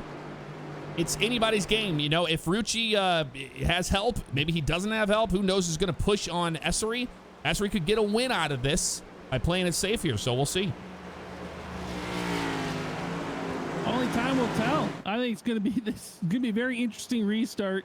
You got some fast guys behind you, though. If you're Essery, you got Benendi, Macedo, Graham, and Rucci behind you, and that's a scary combo behind you. So Essery's gonna have to pull out all the stops. He's gonna have to make that car nice and wide, nice and thick, and do some blocking, and just try to find a way to get the W. And what a great job by him all night long. Started 19th, made his way all the way up to P1 right now. Very Heck of a impressive. drive by that driver. And that was the 40 car Sermon that just got his another lap down, or a lap back, actually. Sorry. Had a wave around there. Or he was the lucky dog. Dave's back out. Yeah, he had a... yeah, he's been out on the track. He's just been down quite a few laps. Right now, he's scoring in the 25th position, just ahead of DeFrenchie and Houseneck that are out of the race. And I don't know what happened to Houseneck there. I love that Dave's out of the race, but he's like, I just want to get some practice time in and have some fun with the guys. So good on you, Dave, for sticking it out. Yep, can't be angry about that. He's just, doing the best he can. He's got Sorry in the back of the car, and that's all that matters. Now, here we are on this restart. It's going to get wild, man. We saw the last one. You think you've seen it all? Nope. And I don't think we've seen the last caution here. Curious to see which lane Esri picks. If he's going to stay on the bottom or if he's going to request to go to the top lane. Yeah, that's going to be interesting. You're kind of screwed because you got Rucci there in fresh tires just waiting to go. And he's going to, and hopefully, Esri can't spin the tires here on this restart because that's going to really screw them if you do. If they do. If he do? If they do. Yeah. If they do. We'll see how this goes down. Well, we're going to have, 7 laps left this time by? Oh, yeah. It's going to be a 7-lap shootout, and it's going to be... all hell will break loose right around the P5, P6 position. I can see it right now. You got Wes Graham, you got Scott Barkman, you got Nick Sargent, Brandon Osborne right there. All really, really hungry and on new tires. We'll see what they can do. You've been kind of lying down. Eyes starting to close. Wake up. Get on the edge of the seat. Lean forward because this is where you want to tune in. This is where it's gut check time, and this is where all the cash and money's won because we're coming down to the wire here. Last 7 laps this time by, and this truck is going to be going in, and we're going to be going green here in Pennsylvania. In the Pennsylvanias and the Poconos. All right, pace truck's down and away. Lights are out. Green flag back in the air. Chris Essery with a nice restart here. And Rucci on the outside with help from the 25 of Macedo. Great start there by Essery. Able to hold them off. Rucci and Benendi behind him. Great start there, and he's just going to be hanging on for dear life, trying to do his best to block 2 lanes. That was some mirror driving by the 2 of Essery. He came down and just put the stop to the 73's momentum, and it really helped out. Now the 28's push on the back of the 2. Look at this push, though, Jeff. Bottom line, 88 on Rucci. Or not Rucci, excuse me. And there's contact between the 73 of Benendi and the 25 Macedo. I think he had a little too much speed from that push there. And Rucci to the bottom, and he will complete the pass. He takes the lead. Out back, it's getting real spicy here. It's getting spicy. And you got the 80 big beef car there on the outside of the 73, and there's Wes Graham right there in line. Huge crash. Sargent's involved. 48 got spun. They went 3-1. And they're still crashing. Ryan Potter involved. That is not good at all. The caution will fly here. And we're going to find out exactly what happened here. That was the 48 of Sargent that looked like he just got kind of spun or something happened there with the 11 of Cleveland. We'll see here in the replay.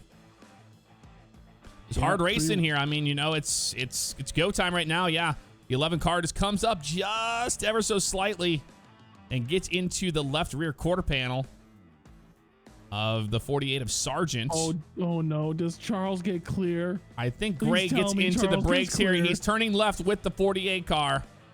I don't think he was clear there. No, he did. Hard right and gets right on around him.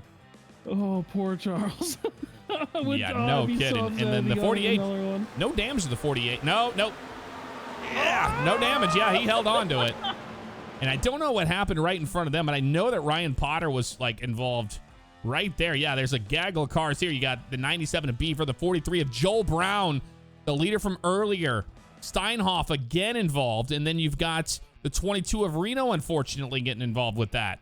It looks like the 22 of Reno got spun from what it seems like from here. We're going to see if we can get a better shot of it here for you. And watch what happened here. That was completely unrelated to the first car. Yeah, because he was already wrecking, but yeah, it looks like that was Robert Keller got into the back of the 22, and Ryan Potter came down to try to avoid it, went right into the right front of Aaron Beaver. Joel Brown trying to avoid the crash too, goes into the 59 of Steinhoff, right in front of Lance there. And they all just kind of go down the hill here and wreck into the wall together.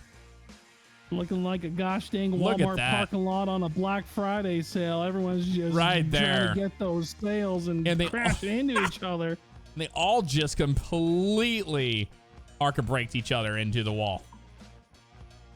That is really unfortunate. You really hate to see that, especially this late in the game. Reno had a really good run there happening. And a lot of damage to the 22 Boeing car. And that's the 81 of Brandon Buggs there in P11 after having to come down pit road and get fuel and all that after leading.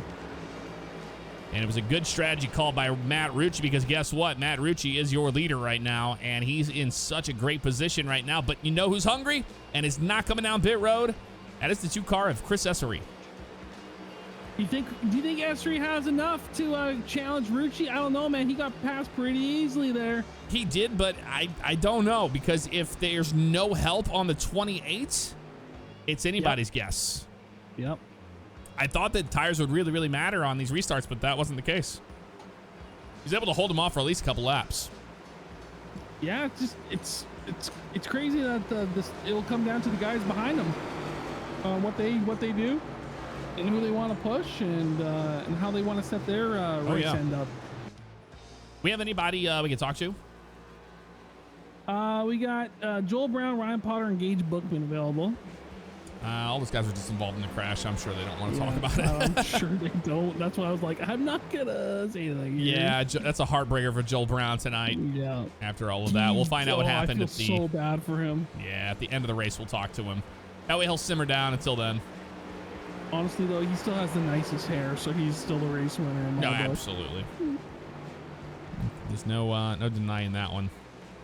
So lights are still on the pace truck right now. Lap 56 will be working lap 57 when they get back. Then the lights will be off. We'll probably go back green flag racing to 58. So only a couple laps. I don't have a green white checker just yet, but you know what? Don't count that out. It's going to be tight racing here on this restart. And one of those drivers up front right now, just plugging away at the day. That is a driver we haven't talked very much about today, and that's Scott Barkman in the fat tire car. So, Skip Berkman up there. Is he P4? Yeah, right now, P4. Started 16th and kept his nose clean. And here he is in 4th right now, so. Yeah, and what happened to Bay Area Bugs? He's down in 11th? Yeah, he's in 11th right now because what happened was everybody had a strategy call that he did not. Yep. He was kind of screwed. He stayed out. He had to. Well, he thought everybody was going to stay out with him, but everybody came down pit road, and they were all on a different strategy, so he had to come down pit road for his fuel. And that, unfortunately, might have lost him the race, honestly. Nothing makes me more angry than losing the race on a strategy call like that. Like, you could be driving your nuts off, and you just make a bad pit or a bad pit call, and it's just like, that's the race right there. And that's unfortunately what it seems to have happened, unless there's a miracle and he can snowplow his way to the front. Not a heartbreaker, just a poor decision making there by a man that should have better decision making. Well, I can tell you this thing is not over, man. It's not over. You've got the 28 of Rucci. You've got Essery. You got Scott Barkman up there. I mean, anybody's guess. But they could easily, you could see a late race caution coming out of the leaders here. Do you smell that, though? It smells like a green white checker to me. I can smell it cooking right now. You're not wrong about that. I mean, honestly, you're not wrong about it at all. And we're gonna find out here because we're getting ready to take the green flag and finish this thing out. Well, maybe not. We'll see. But they're gonna try to finish this thing out here. Waiting for the pace car to come down pit road so we can get going here. We still have that last turn. We have to get through. It's a big track, man. A lot bigger than you think. And honestly, we could have had a nap during these cautions. I was about to. I was calling these cautions. It take quite a while. Oh, yes. All right, now everybody's getting up on the wheel, getting up there, checking their gears, ready to go racing. Pace truck's down and away. And green flag flies once again here at Pocono. And a slow start here in the middle of the field there. 81 made contact with the 87 in the midfield, but the front of the field makes it away clean into turn one. And Rucci, your leader. Yeah, and I was watching right there. That was Chris Esri. Didn't have any help right there, but right now he's holding them off the best he can right now, and he's going to try to make a move on the 28 if he can get down to turn two before him. And he's going to have help from the 9. Yeah, I'm curious to see what the 88 car there, Jeff's going to do. If he sees someone go down the bottom line, is he going to be the guy that goes down there with them? It's hard to say. Dylan Messina trying to fight his P5 right now, and that is Brandon Osborne trying to take that one away from him. And the 73, Benetti had his car all out of shape there coming off the corner. Crash! And a huge crash. Oh, right before. Who's involved? Jason Lance. Jason Lance involved. Big crash. Caution comes out once again. And what will we talk about? It's not over, man. It's not over. I knew it was cooking. I smelled it. Oh, yeah. Listen, there's a GWC. Yeah, that was unfortunately him, and it looked like Eric O'Neill got into each other. As Eric O'Neill came down on the 86 little net code there. Yep, that's all it takes. Got him loose, and then there's some more net code in there, and who knows what iRacing thought the cars were doing. But he got in the wall, and it would have been fine, but yeah, the Eric O'Neill got into the outside wall and then ricocheted into the 86. And then they were on a little bit of a ride there. Wow. I can tell you all the drivers are okay. These are virtual race cars. Nobody's really in their them. little undies and their socks and their little Unless a significant other comes up behind them and smacks them up the head for, not doing something. And Rick Evans right in the back of the 86. And then we saw another, was that another ARCA brake? That might have been. I mean, everybody just, nobody. And that wasn't just out of nowhere. And that wasn't just him. I mean, look at all the Days of Thunder drivers happening around him here. It wasn't like just right him. here. Look, you got the 48. Everybody just trying to just run away right down the middle. And that's all it took. In their defense, Jeff, it's sometimes if you go straight hammer the brakes on, you're gonna crash people behind you. So it's like it's almost I know that. It's just funny to say that. No, it is funny. It's funny to see that missile of the Rick Evans for second time. Yep. Well, I'm telling you what, man. I thought that Chris Esri would have dropped a little further back than he did on that restart. He held his own, so I don't think you can call him out completely yet. This is going to be a very interesting green-white checker. So how does the green-white checker work there, Jeff, to those who are new to racing and to the stream? A green-white checker works as you have a couple attempts at it. iRacing gives you 2. And what happens is you come to the green flag, you run your green flag lap, you get the white, and then you get the checker. Now, after the white flag's out, there's a crash that can end the whole race. So we'll see what happens. But it's usually a time where everybody gets really, really hyped up. Isn't it, if white flag's in the air of the race, it doesn't matter if there's crashes, they just go until the end? Like, race is confirmed once white's out, right?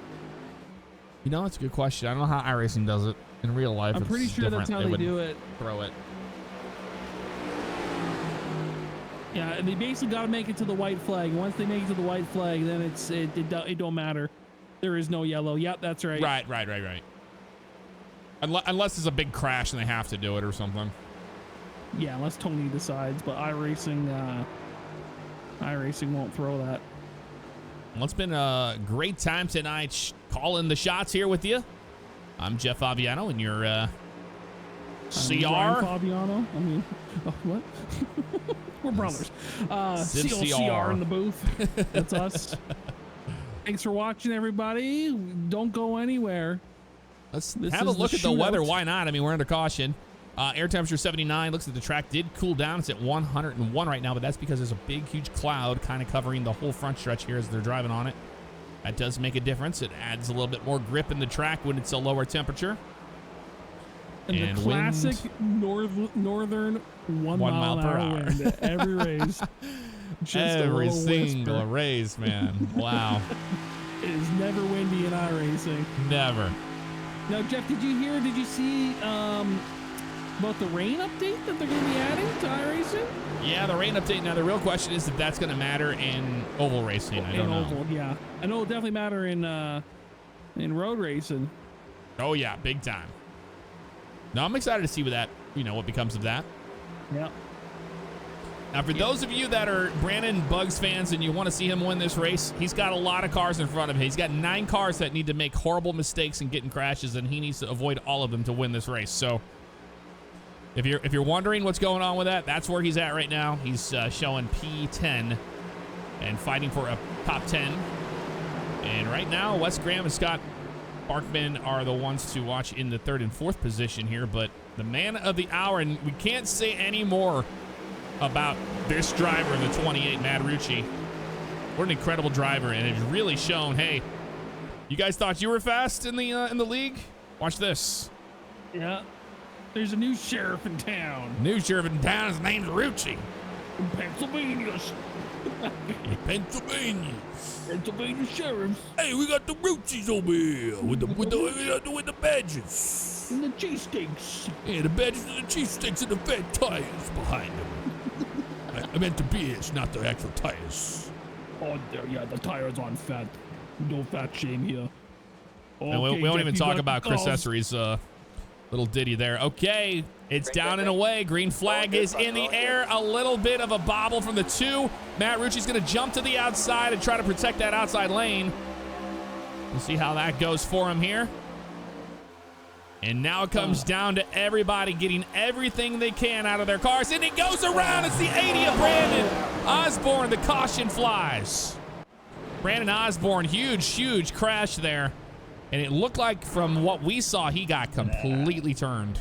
That was bad. So it was a bad start there. I think it was Macedo. They started dropping back. I forget who was dropping back there, but they had a bad start. No one to help them push on that inside line, Jeff. And yeah, we're going to watch this one back. The cars behind him just didn't lift. They didn't lift. So he just got completely freight trained here, it looks like. You got freight trained. A better shot here. Yeah. So that black car in the front was dropping like a son of a bitch. What car is that? That's Scott Barkman in the 9. Yeah, he was dropping like a sack of potatoes, and the 3 cars behind him had a huge run. Didn't lift. Yeah, that 73 of Benendi just got in the back end of him there. You guys. Yeah, he had nowhere to go. And you're just kind of along for the ride there on one of those deals. Right in front of Robert Kellert. Robert Kellert got a hit right there. That's some more damage in the right front of his car. Everybody else was able to get around there, no problem. We're going to watch this one again from the actual. We have a bit of a helicopter view that we can show you here. And we'll even scroll back further, you can see how fast they gain on Barkman. Oh yeah, we can see it all happen here in real time. There you go. I just want to see this in slow-mo right here. So there's the 73. Yep, he just got turned by the 73. That's just hard. They're all pushing right there. Yeah. On each other, and you can see exactly what happened right there when that took place. So let's watch that in real time here from the front camera, and you can see. Actually, we'll watch it from the back here because we haven't seen this yet. And there he went right there. There's nowhere to go. That's a hard crash. I mean, he's still spinning. Yep. They caught up so fast. It was almost like they're checking up. That's how fast this car and this package is. They had such a crazy draft and mile per hour difference that it literally caused them to check up on a straight. And they just didn't. And there's no brake lights on these cars. So unfortunately, Osborne was the receiver of that punt. Yeah, unfortunately. And it looked like it was just one of those things where everybody's pushing on each other late in the race on a green light checker. I don't think anybody meant to turn anybody there. No. It's just, and we've seen nothing but great racing out of everybody tonight. So I don't know what happened there other than, yep. Just bad luck. Bad situation right there. Now, Jeff, a little update for you. I am showing 3 green, white checker attempts. So okay, they're 3. Not gonna have 2. Gotcha. We got 3. Yeah. So this is the second of the 3. Hopefully they can get her done. Because I gotta go eat dinner. So let's wrap this up, boys, and get her done. Let's see what we can do. Yeah, and after that, that's scary, you know, for guys that are up in the front, you know, seeing something like that happen, being like, man, you got to be careful. Don't push on me too hard on these restarts. And that's Sermon right there, going to be getting another lap back in that 40 car. Looking good, Dave. Slowly getting his laps back. This track will eat you alive for sure. If you're a rookie, this is not an easy track. No. Makes you a good driver, though, because every single corner is so different, and you can't attack them the same way. And then when you add, you know, a bunch of traffic around you at these speeds, well, there you go. That's what causes a lot of these problems that you see. That's the fun part of Pocono. So out of that one, Brandon Buggs P7. Scott Barkman's in 6th there. And the guys that just narrowly avoided that mess that happened. We're 2x2. Lights are out on the pace truck. They're trying to get this one taken care of, get it put away. Unfortunate for Potter. He's 6 laps down now. Way in the back after all that. I think he parked it after that. Last crash there. Is it that time to start shoving stuff down people's throats here? I want to say a big shout out to our league sponsors, Thrustmaster, Next Level Racing, and FRN, Flat Out Racing Network. Thank you to all those fine folks. Absolutely. For supporting us and supporting the league. The Next Level Racing and Thrustmaster and FRN have been really, really kind to us. And, 100%. So we really appreciate their support. We guys, we don't bring on sponsors that we don't generally like working with, and so if you see a company up there, it's because it's for good reason. We like their products, we like what they do, and they're just awesome to work with. So thank you to them. I hung out with those guys, with the Thrustmaster guys in person, had dinner and stuff with them in San Diego. Yeah. And they Nice. they had nothing but nice things to say about our broadcast, and they like what we're doing, so let's keep doing. God, they noticed us. They on noticed. The oh no. And then for those of you that ask about the graphics, that is done. Every one of these graphic overlays you see here tonight is done by Flat Out Racing Network. If you want to get a hold of them for your iRacing overlay needs, they are the ones that did this, and they did a fantastic job. 100%. And we should have some new stuff coming down the lane very soon, actually. All right, it's time to go racing. Let's see what happens here. Green, green, green. Rolling good, rolling good. Green flag in the air. That's Rucci. And look at Wes Graham on the inside of Essery right now. And this is where it comes down to how everyone gets through turn 1. Brandon Buggs to the inside, 3 wide. Wait, does Wes have a friend there? I'm proving him he doesn't as he falls back. But look at Macedo on the outside. 25 of Macedo trying to make a move. Can't and that do was it. There goes Essery, single yeah. file. Essery just dropped a nose, and here comes the 81 of Brandon Buggs to the inside of Cleveland and Fodorero. They're going to be 3 wide coming down into turn 2. I mean, Buggs is on his horse right now. He is driving like a madman, and he's almost clear of that car. I don't know if he has enough. Colbert or Charles Gray trying to work with him. He's going to give him a push there. And here comes the 43 of Joel Brown. Wow. What a move by Joel Brown. And they're 3 wide back there. It's going to be real close. Nope, they're going to be fine. Nope, they're going to be almost wrecking. They're hanging on to it. Almost wrecking. Hey, it's white flag. White flag in the air. White flag in the air? Not yet? Yes. Yes. Yes. Yes, white flag in the air. Oh, one to go. One to go. Sponsored by Thrustmaster here at Pocono. 3 wide down into turn 1. Almost. They're crashing. It don't matter. They're going. They're crashing the back. It's okay. Oh, big crash on the back. Yeah, Reno involved. Quite a few cars back there. And here comes the 81 of Brandon Buggs pushing on the back of Fodorero. How will this shake up? Will Rucci hold it? Or Rucci's holding off. Here comes Macedo. He's there to the outside. Does he have enough? Rucci's going to squeeze him a little bit there. Nope, not enough there. Here comes Wes Graham in 3rd. He's trying to get to his bumper. It's not going to be enough. Scott Barkman getting turned by the 81. They're going to be wrecking behind him into the pits. That's big problems for those guys. Oh, no. They've been watching too much. We're going to lose. They both went into the pit stall. I'm sure they each got penalties for that. Who won? Rucci will take the win. What an incredible race there between these two guys, Macedo and Rucci. And look at Wes Graham with a P3 right there, right at the end. Scott Barkman dicked it into the barrier of pit lane. He is not going to finish the race. He will be last place because of that accident with the 81 car. Unbelievable. And Bugs just hammered it straight through the pit lane there. And he ended up finishing out in P19 out of that ordeal. What an exciting end to this race, Jeff. You aren't kidding, man. That was insane. What a hell of an ending there. Good try there by Macedo on the end. Like, they had some great side-by-side racing at the end. Oh, yeah. All right, well, it's unofficial results right now. We're gonna watch our guy Matt Rucci burn him down here. I'm gonna take that away from you before we check out the official results of everything. Matt Rucci, your winner tonight at Pocono, and what an incredible fight. You know, a driver that he wasn't the fastest one here today, but he made that decision really smart to come down pit road and do it when he did, and that ended up winning the race for him.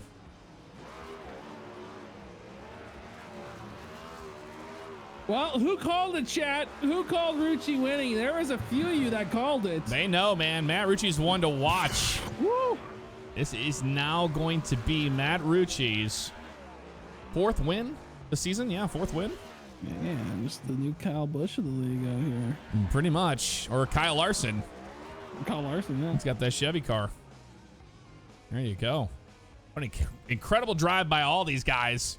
100%. But, man, wow. Here are the race results as you see it as it happened. Matt Rucci there started in 4th and finishes P1, takes the win, leading 26 laps tonight.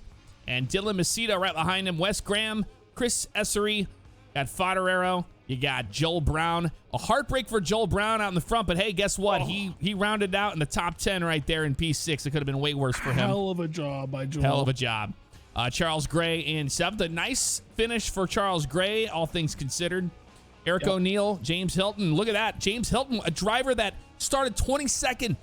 You know, was running all the way in the back by himself. Didn't have anybody around him for a while. You know, late race stuff. Look at that. Rounds out a top 10 for James Hilton there. Nick Sargent. Nick at Knight there in P10 after starting 14th. 11th was to Robert Kellert. Good finish there after starting 21st. Gage Bookman. Rick Evans starting 17th, finishes 13th. Isaiah Stevens. You got Kyle Cleveland. Brandon Osborne, a heartbreaker for that team as they were all the way up front there and got turned by Benendi there. And Benendi didn't win out on that either. Started 2nd and ends up finishing 17th after all of that. Alex Reno in 18th. Brandon Buggs in 19th after that late race crash. And Scott Barkman couldn't get out of the wall there, so he's going to finish in P20.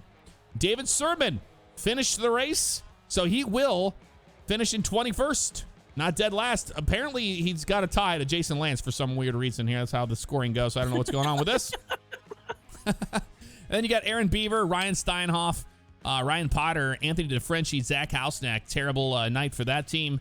And Tony Wilson is not racing. He's your race control. So that is how it all ended up there. What an incredible turn of events. I didn't see it coming. Just a real ring-a-ding-dong dandy, Jeff. Just honestly, pretty good. Pretty good race. Not too many cautions. There's enough. I think a couple more I would have started to fall asleep, but they made it.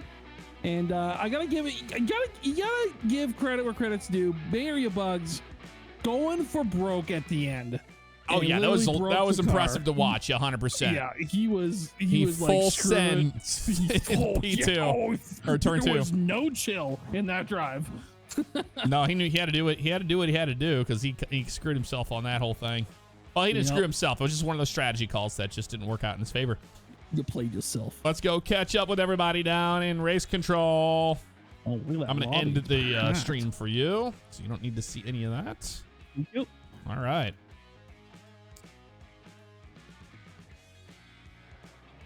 Fantastic night of racing. What a finish. Amazing driving out of everybody tonight, but we want to catch up to the winner, Matt Rucci. Win number 4. How'd you get it done?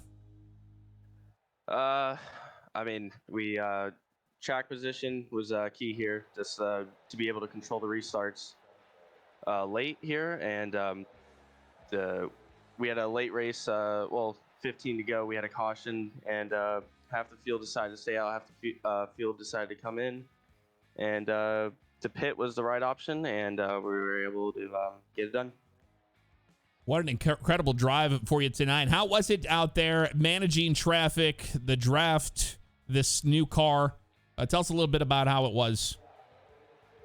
Yeah, early on in the race, I was just really saving the tires.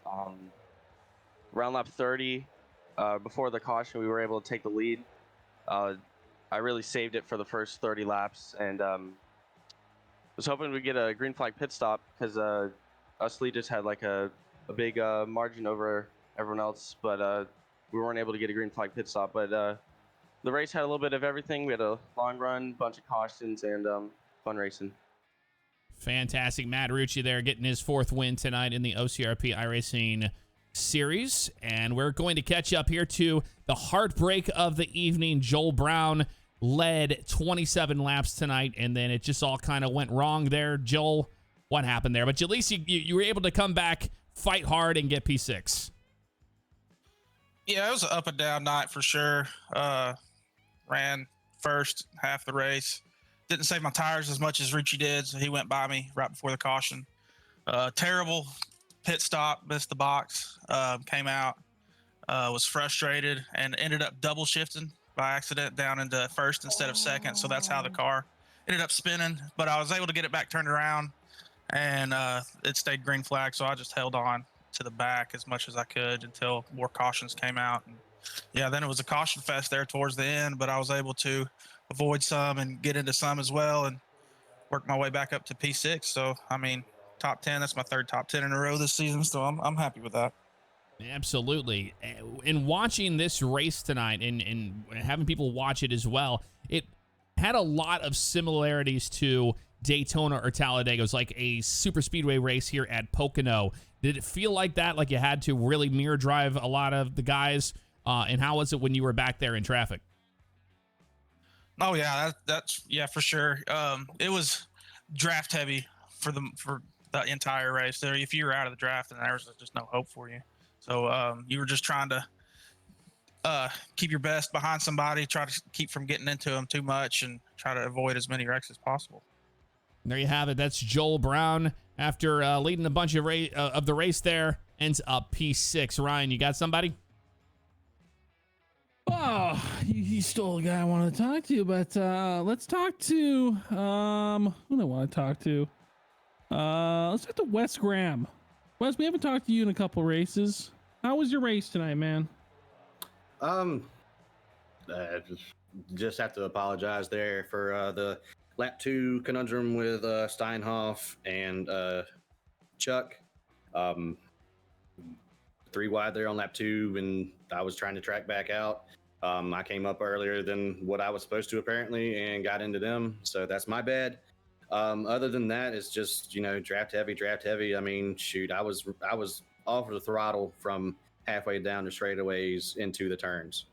I mean, I was sitting there just burping it, and I mean, there at the end, we really needed one more caution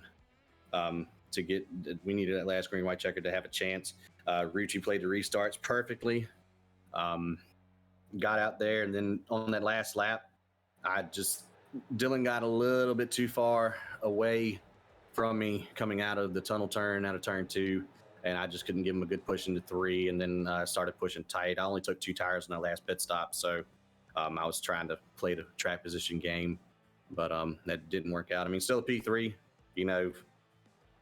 we needed that momentum heading into the rest of the season, so We got Indianapolis next week. It's going to be pretty much rinse, lather, and repeat from this week. But all in all, good race for the 88 camp. Rinse, lather, and repeat, and we all know that Joel Brown does that with that gorgeous flow. Flow of the week again for Joel Brown. Great. Appreciate it. Chat was wondering what conditioner you use, by the way. It's a secret. Oh, okay. All right. Well, we're not. I can't divulge my secrets. Oh, you suck. All right. Thanks, Wes. The last person I want to interview, I want to talk to Dylan Macedo, McAdoo. McAdoo, you almost did it, McAdoo. How was your race? What did you just not have enough there at the end? You didn't have anyone helping you on the outside. Tell us about the last couple laps. Yeah, it was tough. I had a run on Rucci going into 3, and he did exactly what I thought he was going to do. He went to block low, and I knew my only chance of getting him was trying the outside, getting that run off, but I just got in the gas too early and slid up, almost hit the wall. And allowed Rucci to pull away a little bit and get the win. But man, that was a fun race. Yeah, a lot of fun racing, a lot of 3-wide racing. Good job to those who didn't take it on the 3-wide, and that was pretty impressive. But yeah, Jeff, that's it for me. Thank you guys for another great race, and we'll see you next week at Indy. Yep, I just had 2 more guys I wanted to talk to. I wanted to talk to Chris Essery for sure. 15 positions he made after starting the race and got up there and almost was able to hold him off there on some older stuff. What happened there, Chris?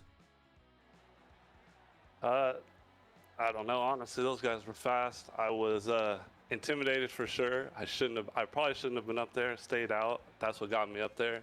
I just tried my best to hold them off. Well, it definitely was a nice run for you. I mean, it's, you didn't do too bad. You ended up catching, top 5 out of the whole thing. But it was definitely fun to watch you get claw your way up there and hold everybody off. I'm moving along here to the final one. I know it seems like I'm playing favorites here, but I really want to know because they led some of the race and then they had that heartbreaker of everybody coming down pit road, and that is Brandon Buggs.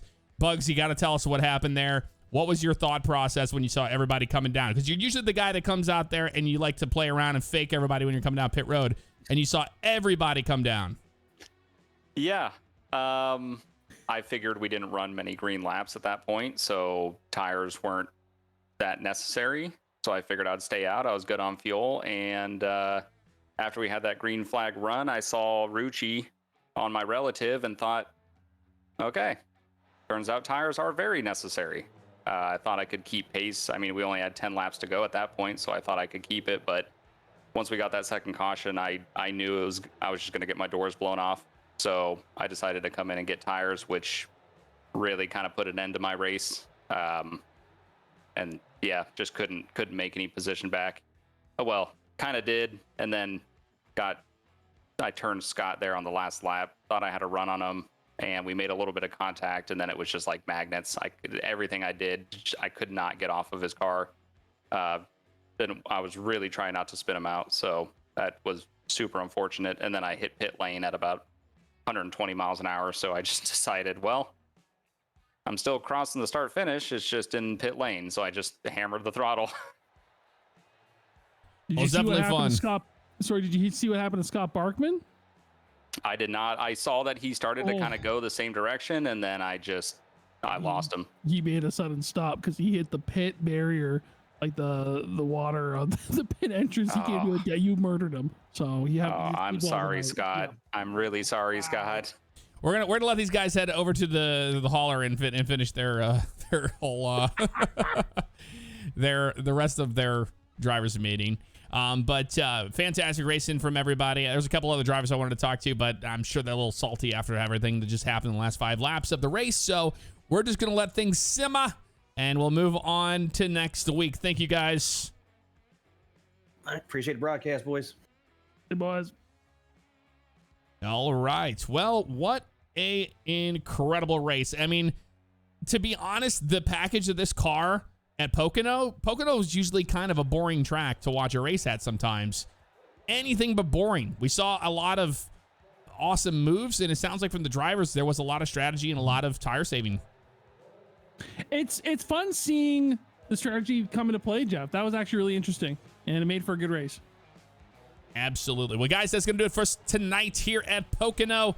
Thank you for tuning in and watching the OCRP iRacing series here at Pocono tonight. And we'll see you next week. Where are we going to be? Well, we're going to be at, I'll actually tell you. We're going to be at, if I can find it, here's our schedule.